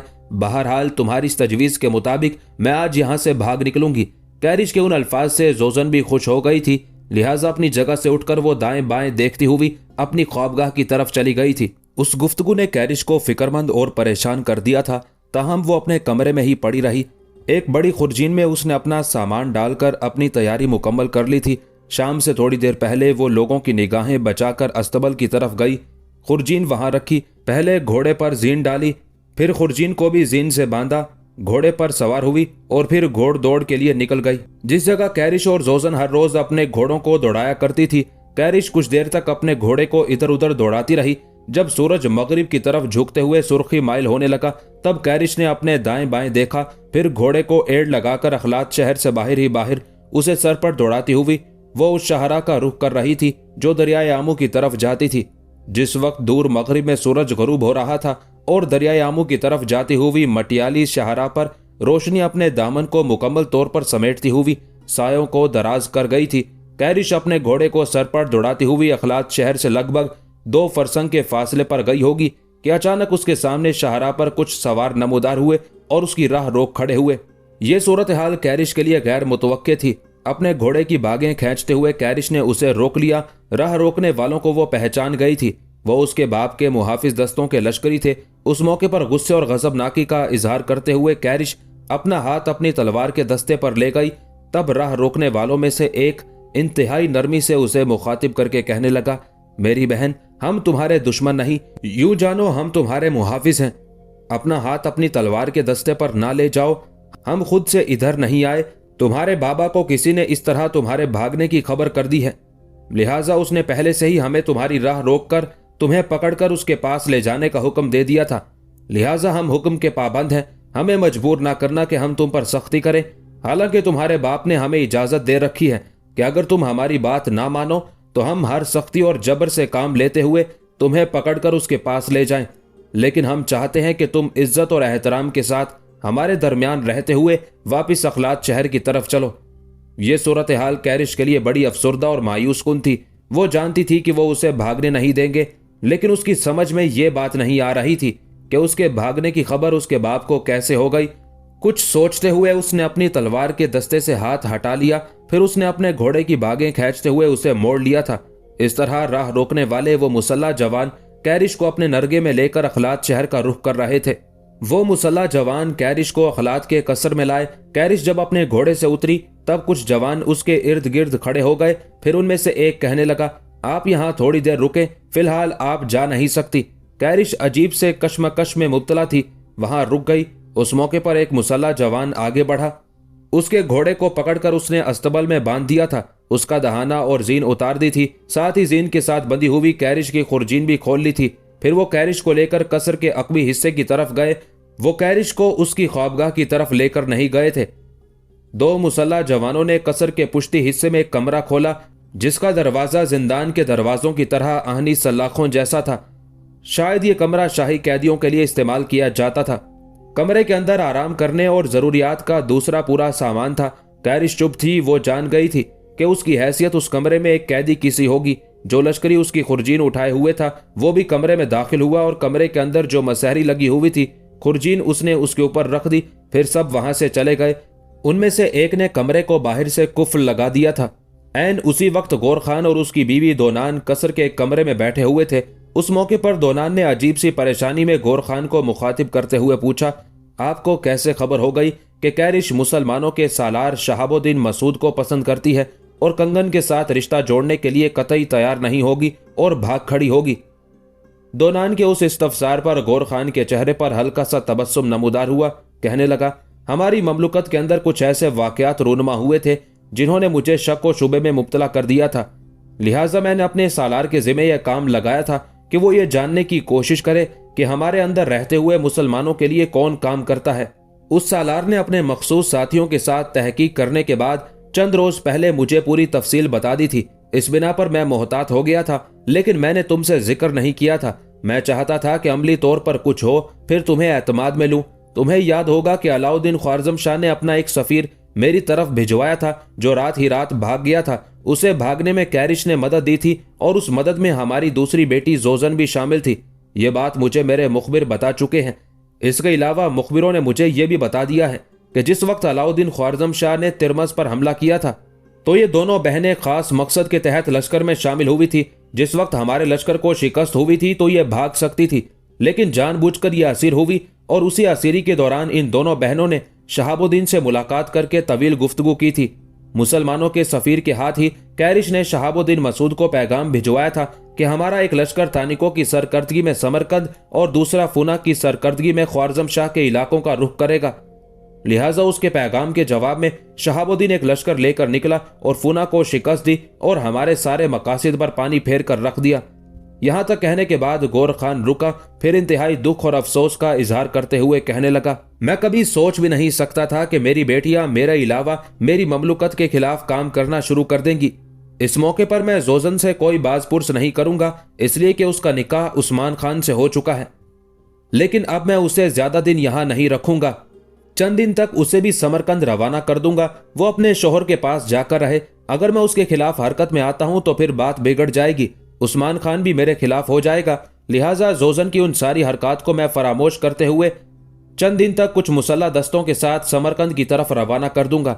जहां तक कैरिश का ताल्लुक है तो उसी के सिलसिले में मैंने तुम्हें बुलाया है। कैरिश मेरी बेटी है, छोटी बेटी की हैसियत से वो हमेशा मुझे सबसे ज्यादा अजीज रही है मेरी बेटियों में से, क्योंकि जोजन सबसे ज्यादा खूबसूरत, दराज कद और आला शख्सियत की मालिक है और मैं जानता हूं तुम अपनी बेटियों में जोजन ही को सबसे ज्यादा पसंद करती हो। लिहाजा जो गुफ्तगू मेरे और तुम्हारे दरमियान हो रही है उसका जिक्र किसी भी सूरत जोजन से ना करना। उस पर हमने ये जाहिर करना है जैसे वो इस काम में मुलव्विस ही नहीं है। हम दोनों ने मिलकर एक तरह से कैरिश को राह रास्त पर लाना है। वो मेरी बेटी है, मैं नहीं चाहता कि वो बुरे और बदतरीन हालात का सामना करे। मैं कल कुछ कासिद समरकंद की तरफ रवाना करूंगा और वहां उस्मान खान को पैगाम भेजूंगा कि वो अपने भाई कंगन को हमारे पास भेज दे। उसकी आमद पर कंगन और कैरिश के निकाह का एहतमाम कर दिया जाएगा। अब तुम मेरे कहने पर कैरिश के पास जाओ, उसे समझाओ कि जो कुछ हुआ उसे भूल जाए, हम भी उस पर मिट्टी डाल देंगे। उसने अपनी हुकूमत और अपने बाप के खिलाफ जो कुछ किया उसे भी हम फरामोश कर देंगे, बशर्ते कि वो कंगन के साथ रिश्ता जोड़ने पर अपनी आमादगी और खुशी का इजहार कर दे। जब तक कंगन यहाँ नहीं आता उस वक्त तक कैरिश उस जिंदान नुमा कमरे में रहेगी। हाँ, कंगन की आमद तक अगर वो उसके साथ रिश्ता जोड़ने पर आमादा रही, फिर यह रिश्ता जोड़कर कंगन के साथ कैरिश और जोजन दोनों को मुहाफिज दस्तों के साथ रवाना कर दिया जाएगा।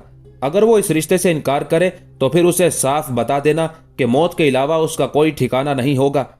यहां तक कहने के बाद गौर खान रुका, फिर दोबारा बड़े गौर से अपनी बीवी दोनान की तरफ देखते हुए कहने लगा, तुम अभी और इसी वक्त कैरिश के पास जाओ, रूनमा होने वाले पूरे हालात से उसे आगाह करो, फिर मेरी तरफ से उसे पैगाम देना कि अब उसके सामने दो ही रास्ते हैं। एक रास्ता कंगन की बीवी की हैसियत से समरकंद की तरफ जाना और दूसरा रास्ता कब्रिस्तान का रुख करता है।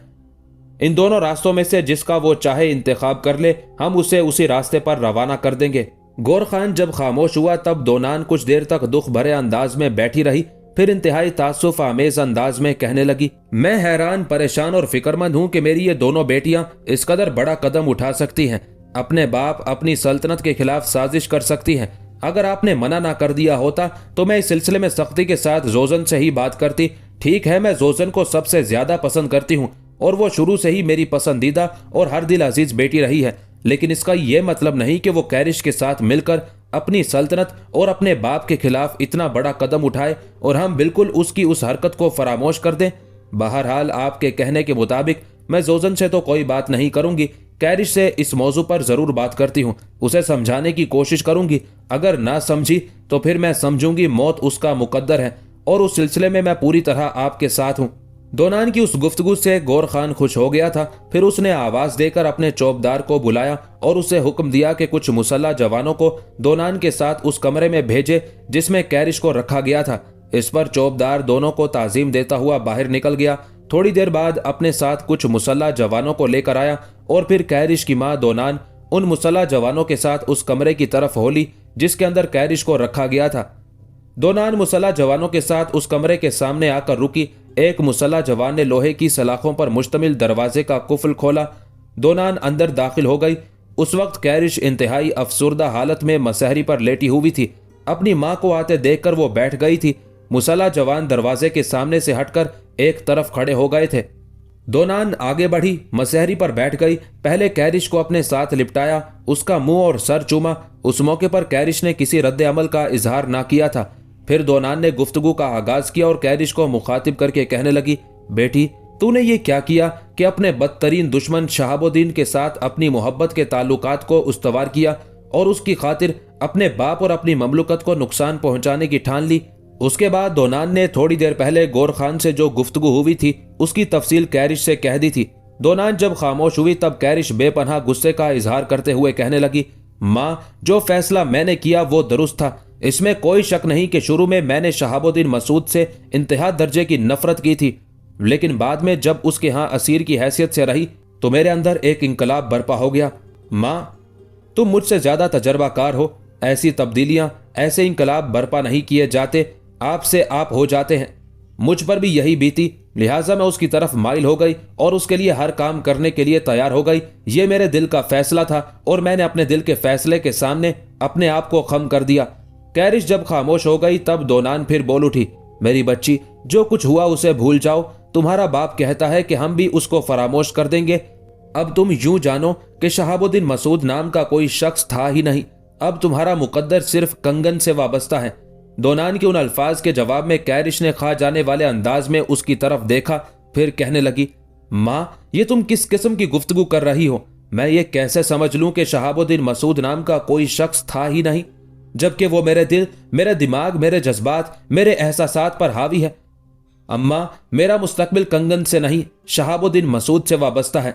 उस मौके पर दोनान ने पहले बड़ी नरमी, बड़ी मोहब्बत से काफी देर तक कैरिश को समझाने की कोशिश की, लेकिन जब कैरिश ने उसकी हर बात मानने से इनकार कर दिया तब दोनान भी गुस्से पर उतर आई और कैरिश को मुखातिब करके कहने लगी, मुझे उम्मीद थी कि तुम मेरा कहा मान जाओगी, जो कुछ मैं कहूंगी उस पर अमल करने के लिए तैयार हो जाओगी, लेकिन तुम हट धर्मी और जिद पर कायम हो। और याद रखना, जो फैसले हट धर्मी पर रहकर किए जाते हैं उन पर हमेशा पिछताना पड़ता है।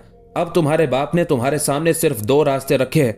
एक रास्ता कंगन के साथ समरकंद की तरफ जाता है और दूसरा कब्रिस्तान का रुख करता है। तुम्हारे बाप का तुम्हारे लिए हुक्म है कि इन दो रास्तों में से तुम जिस रास्ते का चाहो इंतखाब कर लो। अपनी माँ दोनान के उन अल्फाज पर कैरिश के चेहरे पर तल्ख सी मुस्कुराहट नमूदार हुई। कहने लगी, अम्मा, अगर मुझे 1000 बार भी जिंदगी मिले तब भी मैं कंगन के साथ समरकंद की तरफ जाने से इनकार कर दूं। अगर मुझे जिंदान में रखकर कंगन को बुलाया गया और मेरा निकाह जबरदस्ती उससे कराने की कोशिश की गई तब भी मैं चीख चीख कर, चिल्ला चिल्ला कर सबसे कहूंगी कि मैं कंगन को अपनी जिंदगी का साथी बनाने और मानने के लिए तैयार ही नहीं। अगर मुझे जबरदस्ती उसकी जिंदगी का साथी बना भी दिया गया तो अम्मा, एक बात वापस जाकर बाबा से कह देना कि जिस रोज ऐसा हुआ उस रोज मेरे और कंगन दोनों में से किसी की जिंदगी का आखिरी दिन होगा। या तो मैं कंगन का खात्मा कर दूंगी या कंगन मुझे मौत के घाट उतार देगा। यहां तक कहने के बाद कैरिश रुकी, फिर पहले से भी ज्यादा गुस्से और खफगी का इजहार करते हुए दोनान को मुखातिब करके कहने लगी, अम्मा, जिस तरह अब्बा ने मेरे सामने दो रास्ते रखे हैं, एक रास्ता कंगन के साथ समरकंद की तरफ, दूसरा कब्रिस्तान की तरफ जाता है, तो वापस जाकर अब्बा से कहना मेरे सामने भी दो ही रास्ते हैं। एक रास्ता ख्वारजम की तरफ जाता है जहां शहाबुद्दीन मसूद की सूरत में मेरी मंजिल है, दूसरा रास्ता कब्रिस्तान की तरफ जाता है। मैं इन दोनों रास्तों में से एक का इंतखाब करूंगी। बस इसके अलावा मैं आपसे कुछ नहीं कहना चाहती। अब आप जाएं और मेरे फैसले से जाकर बाबा को आगाह कर दें। दोनान मजबूरन अफसुर्दा सी होकर उठ खड़ी हुई और कमरे से निकल गई। जो मुहाफिज उसके साथ आए थे उन्होंने पहले की तरह कमरे को बाहर से कुफल लगा दिया था। दोनान वापस गौर खान के पास गई और कैरिश के साथ जो गुफ्तगू हुई थी उसकी तफसील उससे कह दी थी। सारी गुफ्तगू सुनकर गौर खान बड़ा मायूस हुआ था, गुस्से और खफगी का भी इजहार किया था। फिर दोनान को उसने आराम करने का मशवरा दिया। दोनान जब उसके पास से निकल गई तब आवाज देकर गौर खान ने अपने चौबदार को बुलाया। चौबदार ने जब दरवाजे पर खड़े होकर उसे ताजीम दी तब हाथ के इशारे से गौर खान ने उसे करीब आने के लिए कहा। चौबदार जब करीब आया तो गौर खान आहिस्ता से उसे मुखातिब करके कहने लगा, अपना कान जरा मेरे करीब करो। चौबदार ने अपना कान जब करीब किया तो सरगोशी के अंदाज में गौर खान कहने लगा, आज रात जहर खुरानी से काम लेते हुए मेरी बेटी कैरिश का खात्मा कर दो। अब तुम जाओ और ये सारा बंदोबस्त करो। उस मौके पर गौर खान के चेहरे पर गजब और गुस्से के आसार थे, जबकि उसके ये अल्फाज सुनकर उसका चौबदार उस कमरे से निकल गया था। रात की गहरी तारीकी में गौर खान के चौबदार ने जहर खुरानी से काम लेते हुए कैरिश का खात्मा कर दिया था। अगले रोज कैरिश की लाश को दफन कर दिया गया और किसी को कानो कान खबर तक न हुई कि उस पर क्या बीती, उसका क्या हशर हुआ और वो उस अंजाम को कैसे और किस तरह पहुंची। कैरिश का खात्मा करने के बाद अब गौर खान ने अपनी बेटी जोजन को अपने मरकजी शहर अखलात से समरकंद उस्मान खान के पास भेजने की तैयारियां शुरू कर दी थी। इसी दौरान समरकंद के हाकिम उस्मान खान से भी कुछ बेएतदालियां और कोताहियां सरजद हुई। उसकी एक अरसे से ख्वाहिश थी कि गौर खान की हसीनो जमील बेटी से उसकी शादी हो जाए। अब जब उसकी ये देरीना ख्वाहिश पूरी हो गई तो वह सुल्तान अलाउद्दीन ख्वारज़म शाह से बेजारी का इजहार करने लगा। उसी बेजारी के नतीजे में उस्मान खान ने सुल्तान अलाउद्दीन की बेटी खान सुल्तान से बदसलूकी करना शुरू कर दी थी। उस्मान खान की तरफ से खान सुल्तान के साथ ये बदसलूकी और नारवा सलूक इस हद को पहुंच गया था कि उस बेगुनाह लड़की की जान अजाब में पड़ गई थी। और फिर हद से गुजरते हुए उस्मान खान ने इसी पर इक्तफा नहीं किया, बल्कि जिस वक्त अलाउद्दीन ने अपनी बेटी खान सुल्तान की शादी उस्मान खान से की थी, उस वक्त उसने ख्वारज़मी सिपाह के कुछ दस्ते भी अपनी बेटी के साथ समरकंद रवाना किए थे। गौर खान की बेटी का रिश्ता मिल जाने के बाद उस्मान खान का दिमाग ऐसा खराब हुआ कि वो दस्ते जो अलाउद्दीन ख्वारज़म शाह ने अपनी बेटी के साथ समरकंद भिजवाए थे, उन सबको कत्ल करा दिया, उनकी लाशें बाजार में लटका दी। सुल्तान अलाउद्दीन ख्वारज़म शाह की बेटी पहले ही उस्मान खान के रवैये और उसकी बदसलूकी से तंग और नाला थी। जब उस्मान खान ने ख्वारज़मी सिपाह के दस्तों को भी मौत के घाट उतारकर उनकी लाशें समरकंद के दरवाजों पर लटका दी, तब खान सुल्तान का पैमाना सब्र लबरेज हो गया और उसने समरकंद में रूनमा होने वाले सारे वाकयात लिखकर अपने बाप अलाउद्दीन ख्वारज़म शाह की तरफ भेज दिए और बाप से उसने दरख्वास्त की कि वह उस्मान खान को उसकी गुस्ताखी, उसकी बदसलूकी और बदएतदालियों की पूरी पूरी सजा दे। सुल्तान को जब अपनी बेटी का यह खत मिला तब वो बड़ा गजबनाक हुआ। लिहाजा उस्मान खान को सबक सिखाने के लिए वो अपना लश्कर लेकर अपने मरकजी शहर से निकला। अलाउद्दीन ख्वारज़म शाह जानता था कि उस्मान खान क्योंकि गौर खान से मिल चुका है, लिहाजा अगर उसने समरकंद पर हमलावर होने की कोशिश की तो गौर खान जरूर उस्मान खान की मदद करेगा। लिहाजा अलाउद्दीन ख्वारज़म शाह अपने लश्कर की अच्छी खासी कुव्वत लेकर समरकंद की तरफ बढ़ा था। दूसरी तरफ जब खिता के तुर्कों के बादशाह गौर खान को खबर हुई कि अलाउद्दीन ख्वारज़म शाह उस्मान खान पर हमलावर होने के लिए समरकंद का रुख कर रहा है, तब उसने उस्मान खान का दिफा करने का तहिया कर लिया। इसलिए कि उस्मान खान अब उसका दामाद था। उसने एक बहुत बड़ा लश्कर तैयार किया। उस लश्कर का कमांदार आला उसने अपने दामाद फूना को बनाया।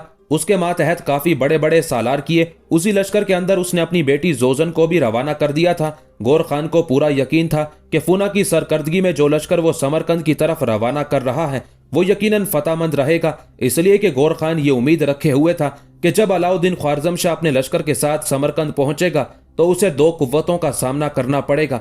इसलिए कि अलाउद्दीन ख्वारज़म शाह जब समरकंद के नवाह में पड़ाव करेगा तो बाहर की तरफ से फूना अपने लश्कर के साथ जरब लगाएगा और शहर की तरफ से उस्मान खान अलाउद्दीन ख्वारज़म शाह पर हमलावर होगा। यूं जब मुसलमानों के सुल्तान पर दो तरफा जरब पड़ेगी तो गौर खान के लश्कर की फतह यकीनी हो जाएगी। दूसरी तरफ सुल्तान अलाउद्दीन ख्वारज़म शाह भी उस सारे हालात को निगाह में रखे हुए था। वो भी जानता था कि जब वो समरकंद पर हमलावर हुआ तो गौर खान अपने लश्कर के साथ जरूर उस्मान खान की मदद करेगा। इसलिए कि उस्मान खान अब गौर खान का भी दामाद था। चुनाचे उन हालात को सामने रखते हुए अलाउद्दीन ख्वारज़म शाह ने एक सियासी बल्कि जंगी चाल चली। वो बड़ी बर्क रफ्तारी और तेजी से समरकंद की तरफ बढ़ा और समरकंद के नवाह में एक मुनासिब जगह उसने पड़ाव कर लिया था, जहां करीब ही कोहिस्तानी सिलसिला भी पड़ता था।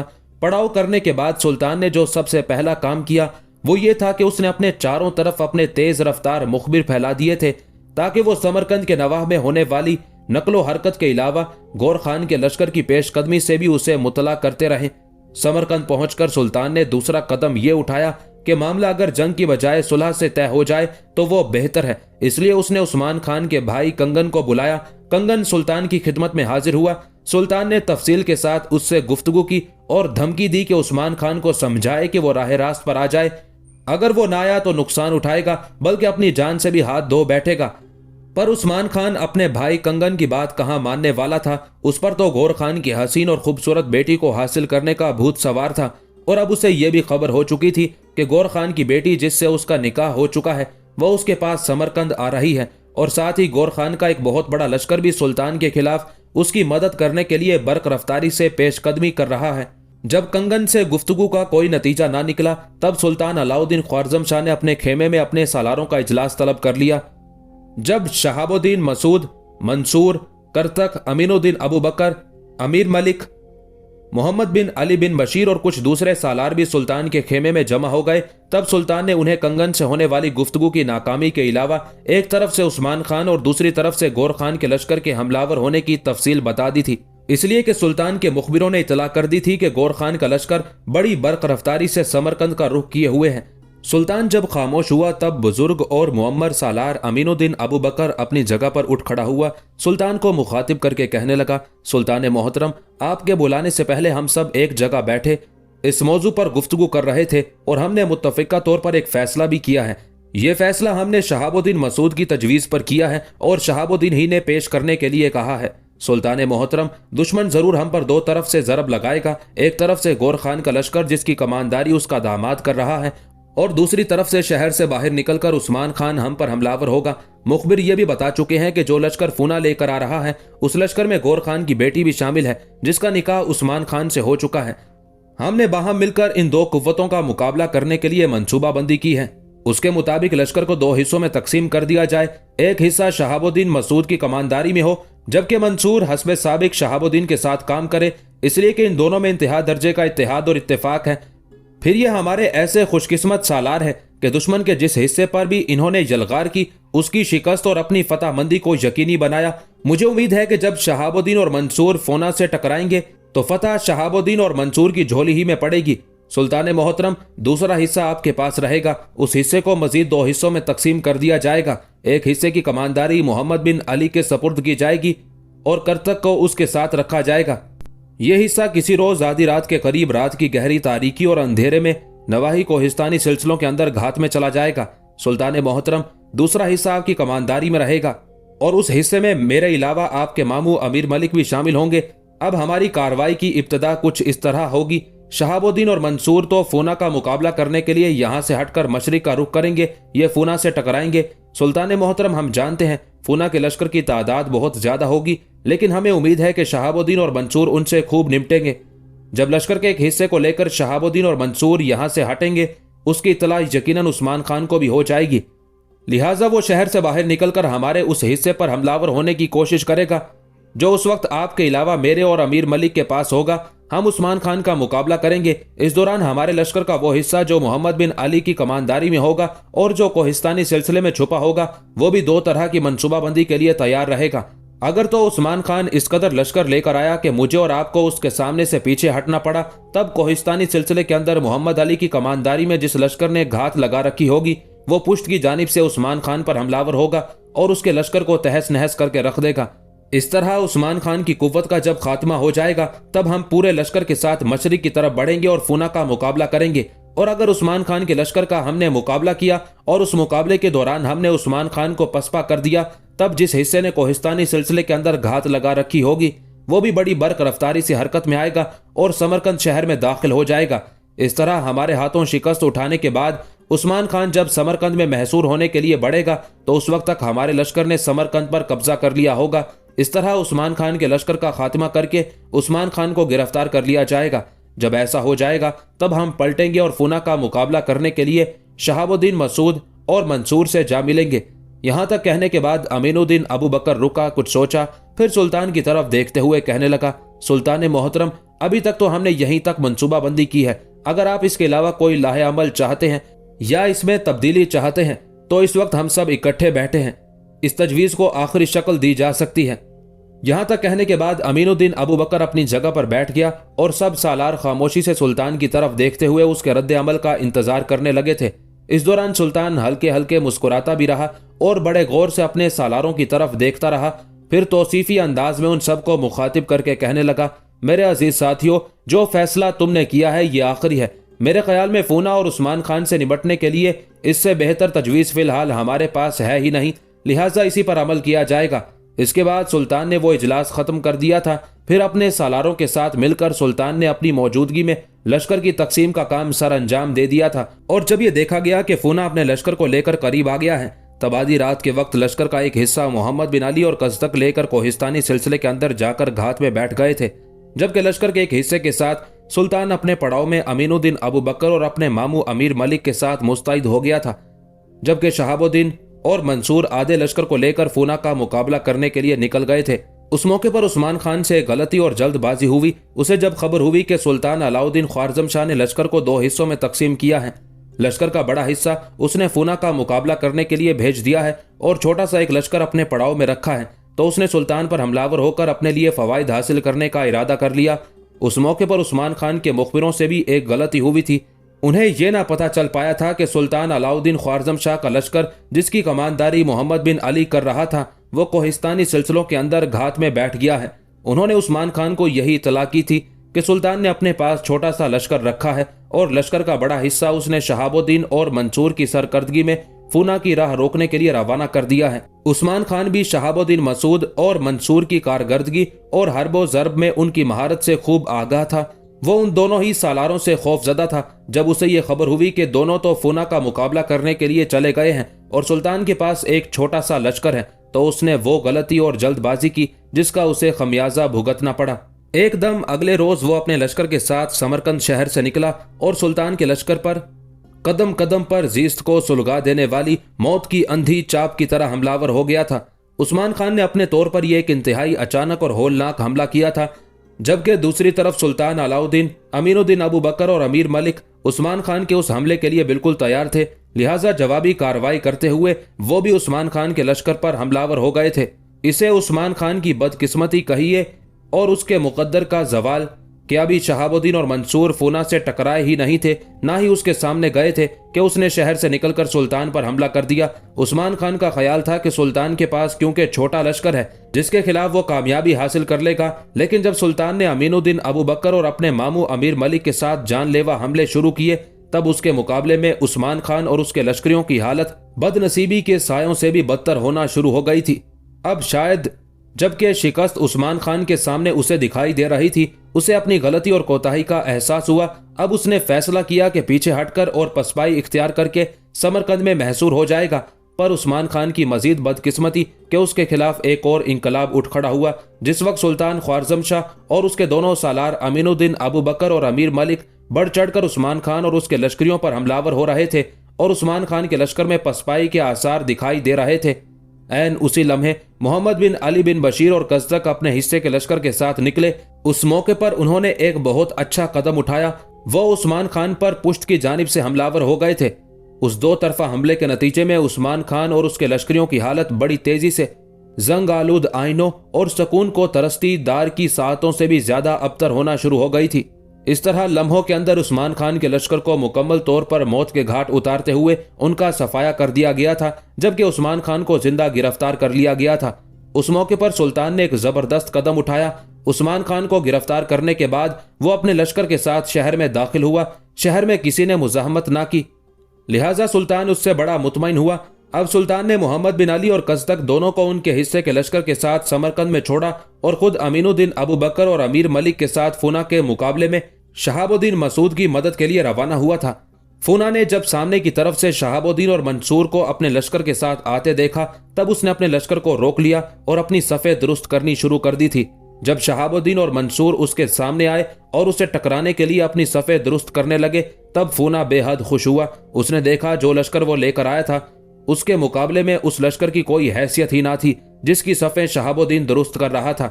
उस मौके पर फूना के चेहरे पर हकारत अंगेज तंजिया सी मुस्कुराहट नमूदार हुई। उस वक्त जो सालार उसके करीब थे उन्हें मुखातिब करते हुए वो कहने लगा, शायद आसमान की बेरोक कुव्वत हमारी मदद पर आमादा है। मुसलमानों का जो लश्कर हमारा मुकाबला करने के लिए हमारे सामने आया है, ये तो लम्हा भर के लिए भी हमारे सामने नहीं ठहर सकेगा, इसलिए कि अददी लिहाज से ये हमारे सामने कोई हैसियत ही नहीं रखता। आओ इस पर हमलावर होने में पहल करें, इसे मार भगाएं, इसके बाद इनके सुल्तान पर जरब लगाएं। यह फैसला करने के बाद हर सालार अपने हिस्से के लश्कर के सामने चला गया था। फिर फूना और उसके सालार शहाबुद्दीन और मंसूर के लश्कर पर हमलावर हो गए थे। जवाब में शहाबुद्दीन और मंसूर ने भी कमाल जुर्रतमंदी और शुजात का मुजाहरा किया। दिफा तक महदूद रहने की बजाय उन्होंने शुरू ही से जारहियत इख्तियार की और फूना के हमलों का जवाब देते हुए वो भी फूना और उसके लश्करियों पर हमलावर हुए थे। जिस वक्त फूना और शहाबुद्दीन के लश्करों के दरमियान होलनाक जंग अपने अरूज पर आ गई थी, उसी लम्हे एक और इंकलाब, एक और तब्दीली रूनमा हुई। एक तरफ से अचानक सुल्तान अलाउद्दीन ख्वारज़म शाह अपने हिस्से के लश्कर के साथ नमूदार हुआ। अमीनुद्दीन अबू बकर और उसका मामू अमीर मलिक उसके साथ थे और आते ही सुल्तान फूना के लश्कर के एक पहलू पर अंगारों की बरसात की तरह हमलावर हो गया था। गौर खान का दामाद फूना, जो थोड़ी देर पहले अपनी फतह और अपनी कामयाबी को यकीनी समझे हुए था और शहाबुद्दीन मसूद के लश्कर की किल्लत को देखते हुए उसके चेहरे पर तंजिया मुस्कुराहट भी नमूदार हुई थी, अब वो एक तरह से घबराहट और बददिली का शिकार होना शुरू हो गया था। इसलिए कि जो ही अमीनुद्दीन अबू बकर और अमीर मलिक के साथ मिलकर सुल्तान अलाउद्दीन ख्वारज़म शाह ने फूना के लश्कर के एक पहलू पर हमलावर होते हुए उसके लश्करियों को काटना शुरू किया, सामने की तरफ से शहाबुद्दीन और मंसूर ने भी पहले की निस्बत अपने हमलों में और ज्यादा होलनाकी और शिद्दत पैदा कर ली और वो भी तेजी से फूना के लश्कर की तादाद कम करने लगे थे।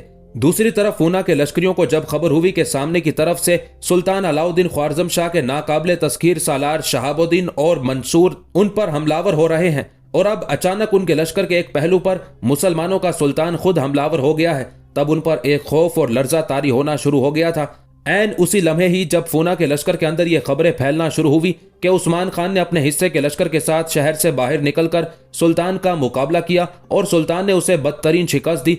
उस्मान खान के लश्कर को मौत के घाट उतार दिया गया और उस्मान खान को गिरफ्तार कर लिया गया है। तब फूना के लश्करियों के रहे सहे ओसान भी खता हो गए। वो इंतहा दर्जे की बददिली, खौफ और वहशत का शिकार होना शुरू हो गए थे। सामने की तरफ से शहाबुद्दीन और मंसूर, जबकि पहलू की तरफ से खुद सुल्तान अलाउद्दीन, अमीनुद्दीन अबू बकर और अमीर मलिक ने भी फूना के लश्करियों की उस हालत को भांप लिया था। लिहाजा उस सूरत हाल से फायदा उठाने के लिए सबसे पहले शहाबुद्दीन ने जोरदार अंदाज में तकबीरें बुलंद की। उन तकबीरों के जवाब में उसके पहलू से जरा हटकर दुश्मन से टकराते मंसूर ने भी उसी अंदाज में तकबीरें बुलंद की। उनकी तरफ से जब तकबीरें बुलंद हुई तो अलाउद्दीन ख्वारज़म शाह, अमीनुद्दीन अबू बकर और अमीर मलिक ने भी तकबीरें बुलंद की और उन तकबीरों के बुलंद होने के साथ ही सामने की तरफ से शहाबुद्दीन और मंसूर, पहलू की तरफ से सुल्तान ने फूना के लश्कर पर अपने हमलों में और ज्यादा शिद्दत और होलनाकी पैदा कर ली थी। अब सूरत हाल ये सामने आने लगी थी कि दोनों तरफ से मुसलमानों के लश्करी आगे बढ़ते हुए फूना के लश्करियों की लाशों के अंबार लगाने लगे थे। बड़ी तेजी के साथ शहाबुद्दीन और सुल्तान फूना के लश्कर की अगली सफों को रोनते हुए उसके लश्कर के वस्ती हिस्से की तरफ बढ़ना शुरू हो गए थे। यह नाजुक सूरत हाल फूना के लिए नाकाबिले बर्दाश्त थी, लिहाजा शिकस्त कबूल करते हुए वो भाग खड़ा हुआ। उसके कुछ लश्करी भी उसके साथ भागने में कामयाब हो गए। कुछ को सुल्तान अलाउद्दीन ख्वारज़म शाह और शहाबुद्दीन ने गिरफ्तार कर लिया। गिरफ्तार होने वालों में गौर खान की हसीन और खूबसूरत बेटी जोजन भी शामिल थी। सुल्तान अलाउद्दीन ख्वारज़म शाह फूना को शिकस्त देने के बाद पलटा ही था कि उसे एक बुरी खबर मिली और बुरी खबर यह थी कि हिरात के हालात खराब होना शुरू हो गए थे। हिरात के हालात खराब होने की वजह मुअर्रखीन कुछ इस तरह बयान करते हैं। ख्वारज़मी लश्कर अपनी बेकायदगियों की वजह से बहुत बदनाम थे। चुनाचे बाज़ औक़ात वो ऐसी हरकत कर बैठते जिन्हें आवाम सख्त नापसंद किया करते थे। सुल्तान अलाउद्दीन ख्वारज़म शाह की तरफ से उसके लश्कर के चंद दस्ते हिरात में मुकीम थे। उनकी गैर जिम्मेदारियों और बेकायदगियों से अहले शहर अजहद नाला हो गए। मुअर्रखीन मजीद लिखते हैं कि एक बार एक ऐसी सूरत पेश आई कि ख्वारज़मी दस्तों ने कई बाशिंदगाने शहर को लूट लिया। लश्करियों की तरफ से यह बड़ा गैर मामूली फेल था। चुनाचे जिन लोगों को उन लश्करियों से शिकायत थी वो उन ख्वारज़मी दस्तों की शिकायत लेकर हिरात के वाली हुसैन बिन खरमील के पास पहुंचे। यह हुसैन बिन खरमील वही था जो पहले सुल्तान शहाबुद्दीन गोरी के लश्कर में एक नामवर सालार हुआ करता था और फिर सुल्तान शहाबुद्दीन गोरी से बेवफाई करने के बाद और उसके लश्कर से निकलकर हिरात की तरफ चला गया था। चुनाचे जिन लोगों को शिकायत थी वो शिकायत लेकर हुसैन बिन खरमील के पास पहुंचे तो ये शिकायत सुनकर इब्ने खरमील गुस्से में आ गया और उसने फौरन हुक्म दे दिया कि लश्कर के जिन अफराद ने यह जुर्म किया है उन्हें गिरफ्तार करके जिंदान में डाल दिया जाए। यह फैसला करने के बाद हुसैन खरमील ने अहले शहर से लश्करियों की ज्यादती, अहले शहर के रद्द अमल, हालात की नज़ाकत और अपने इकदाम की इतला सुल्तान अलाउद्दीन ख्वारज़म शाह को दे दी। यह इतला सुल्तान को उस वक्त मिली थी जिस वक्त सुल्तान उस्मान पर ज़रब लगाने के लिए समरकंद का रुख किए हुए था। ये शिकायत सुनकर मुअर्रखीन लिखते हैं, बज़ाहिर तो सुल्तान ने हुसैन बिन खरमील के इकदाम को सराहा, लेकिन दिल में बहुत बुरा माना और इरादा कर लिया कि सुल्तान के लश्करियों के साथ हाकिम हिरात हुसैन बिन खरमील ने जो जिल्लत आमेज सलूक किया है उसे उसकी जरूर सजा देनी चाहिए। चुनाचे सुल्तान ने हुसैन खरमील को लिखा, लश्कर के जिन दस्तों ने लूट मार के जुर्म का इर्तिकाब किया है उन्हें ख्वारज़म वापस कर दिया जाए ताकि उन्हें करारे वाकई सजा दी जाए। नीज हुसैन बिन खरमील को सुल्तान ने यह भी लिखा कि मैं अपने एक सालार जलाक बिन तुगरल को उसकी मदद के लिए रवाना कर रहा हूँ ताकि आइंदा इस किस्म के वाकयात रोनुमा ना होने पाए। चुनाचे सुल्तान के हुक्म पर जलाक बिन तुगरल 2000 लश्करी लेकर हिरात को रवाना हुआ। जलाक को हिरात की तरफ रवाना करते वक्त सुल्तान अलाउद्दीन ख्वारज़म शाह ने यह भी हुक्म दे दिया कि हिरात पहुंचकर हुसैन बिन खरमील को हिरात की विलायत से अलहदा कर दिया जाए और उसे गिरफ्तार कर लिया जाए। चुनाचे जलाक जब हिरात के करीब पहुंचा तो उस मौके पर हुसैन बिन खरमील के एक मुशीर ने, जो ख्वारज़मियों के तौर तरीकों से वाकिफ था, इब्ने खरमील को मशवरा दिया कि ना वो जलाक के इस्तकबाल के लिए शहर से बाहर निकले और ना उसे शहर में दाखिल होने की इजाज़त दे। लेकिन इब्ने खरमील ने अपने मुशीर के उस मशवरे को बेजा बदगुमानी से ताबीर किया, लिहाजा उसने अपने मुशीर के बर वक्त इंतबा को दरखुरे इतना ना ख्याल किया। चुनाचे जब इब्ने खरमील शहर से निकलकर जलाक बिन तुगरल के इस्तकबाल के लिए गया, दोनों एक दूसरे से मिले। दोनों अपने घोड़ों से उतरकर बगलगीर हुए तो जलाक के कुछ लश्करियों ने जलाक की हिदायत के मुताबिक इब्ने खरमील को काबू कर लिया और एक तरह से उसे गिरफ्तार कर लिया। जिस वक्त इब्ने खरमील शहर से बाहर निकलकर जलाक बिन तुगरल से मिलने के लिए आया था, उस वक्त उसके साथ उसका मुशीर भी था, जिसने इब्ने खरमील को मशवरा दिया था कि वो जलाक से ना मिले, ना ही उसका इस्तकबाल करे। उसने एक तरह से इंतहाई दयानतदारी के साथ इब्ने खरमील को जलाक के इस्तकबाल से मना किया था। जब उस मुशीर ने यह हालत देखी तो वो वहां से भाग खड़ा हुआ और अपनी जान बचाते हुए हिरात शहर में दाखिल हुआ और शहर के दरवाजे उसने बंद करा दिए। अब इब्ने खरमील को गिरफ्तार करने के बाद जलाक बिन तुगरल अपने लश्कर के साथ हिरात शहर की तरफ बढ़ा। जब वो शहर के दरवाजे पर पहुंचा तो उसने देखा शहर के दरवाजे बंद थे। उसने जब उसकी वजह पूछी तो उसे बताया गया कि इब्ने खरमील का मुशीर इब्ने खरमील के साथ जलाक से मिलने के लिए गया था और जब जलाक ने इब्ने खरमील को गिरफ्तार कर लिया तो वो मुशीर भागकर हिरात आया और शहर के सारे दरवाजे उसने बंद करा दिए हैं। उन हालात को देखते हुए जलाक बिन तुगरल ने उस मुशीर को कहला भेजा कि शहर पनाह के दरवाजे खोल दे और शहर सुल्तान के लश्कर के हवाले कर दे। जलाक के उस हुक्म के जवाब में उस मुशीर ने बड़ा उम्दा जवाब दिया। उसने कहा, यह शहर आज से कुछ अरसा पहले सुल्तान शहाबुद्दीन गौरी की सल्तनत का हिस्सा था। जहां तक मेरा ताल्लुक है तो मैं अब भी उस खानदान का वफादार हूं, इसलिए शहर के दरवाजे सिर्फ उस खानदान के जायज वारिस के लिए खोले जा सकते हैं। उस मुशीर ने जलाक बिन तुगरल से यह भी कहा कि आप ख्वामखा इंतजार की जहमत ना उठाएं। यह सूरत हाल जलाक बिन तुगरल के लिए बड़ी परेशान कुन थी। उसे तो सुल्तान अलाउद्दीन ख्वारज़म शाह ने भेजा था कि वो इब्ने खरमील को हिरात की विलायत से महरूम करके खुद वहां का हाकिम बन जाए। जब उसने देखा कि मुशीर शहर पनाह के दरवाजे नहीं खोलता, तब उसने इब्ने खरमील को कहा कि वो अपने मुशीर से कहे कि शहर पनाह के दरवाजे खोल दे। चुनाचे इब्ने खरमील ने अपने उस मुशीर को शहर पनाह पर तलब किया। जब वो मुशीर आया तो इब्ने खरमील ने उसे शहर पनाह का दरवाज़ा खोलने के लिए कहा। उस मौके पर इब्ने खरमील ने उसे बड़ा समझाया, उसकी बड़ी मिन्नत समाजत की, लेकिन वो शहर पनाह का दरवाज़ा खोलने पर आमादा ना हुआ।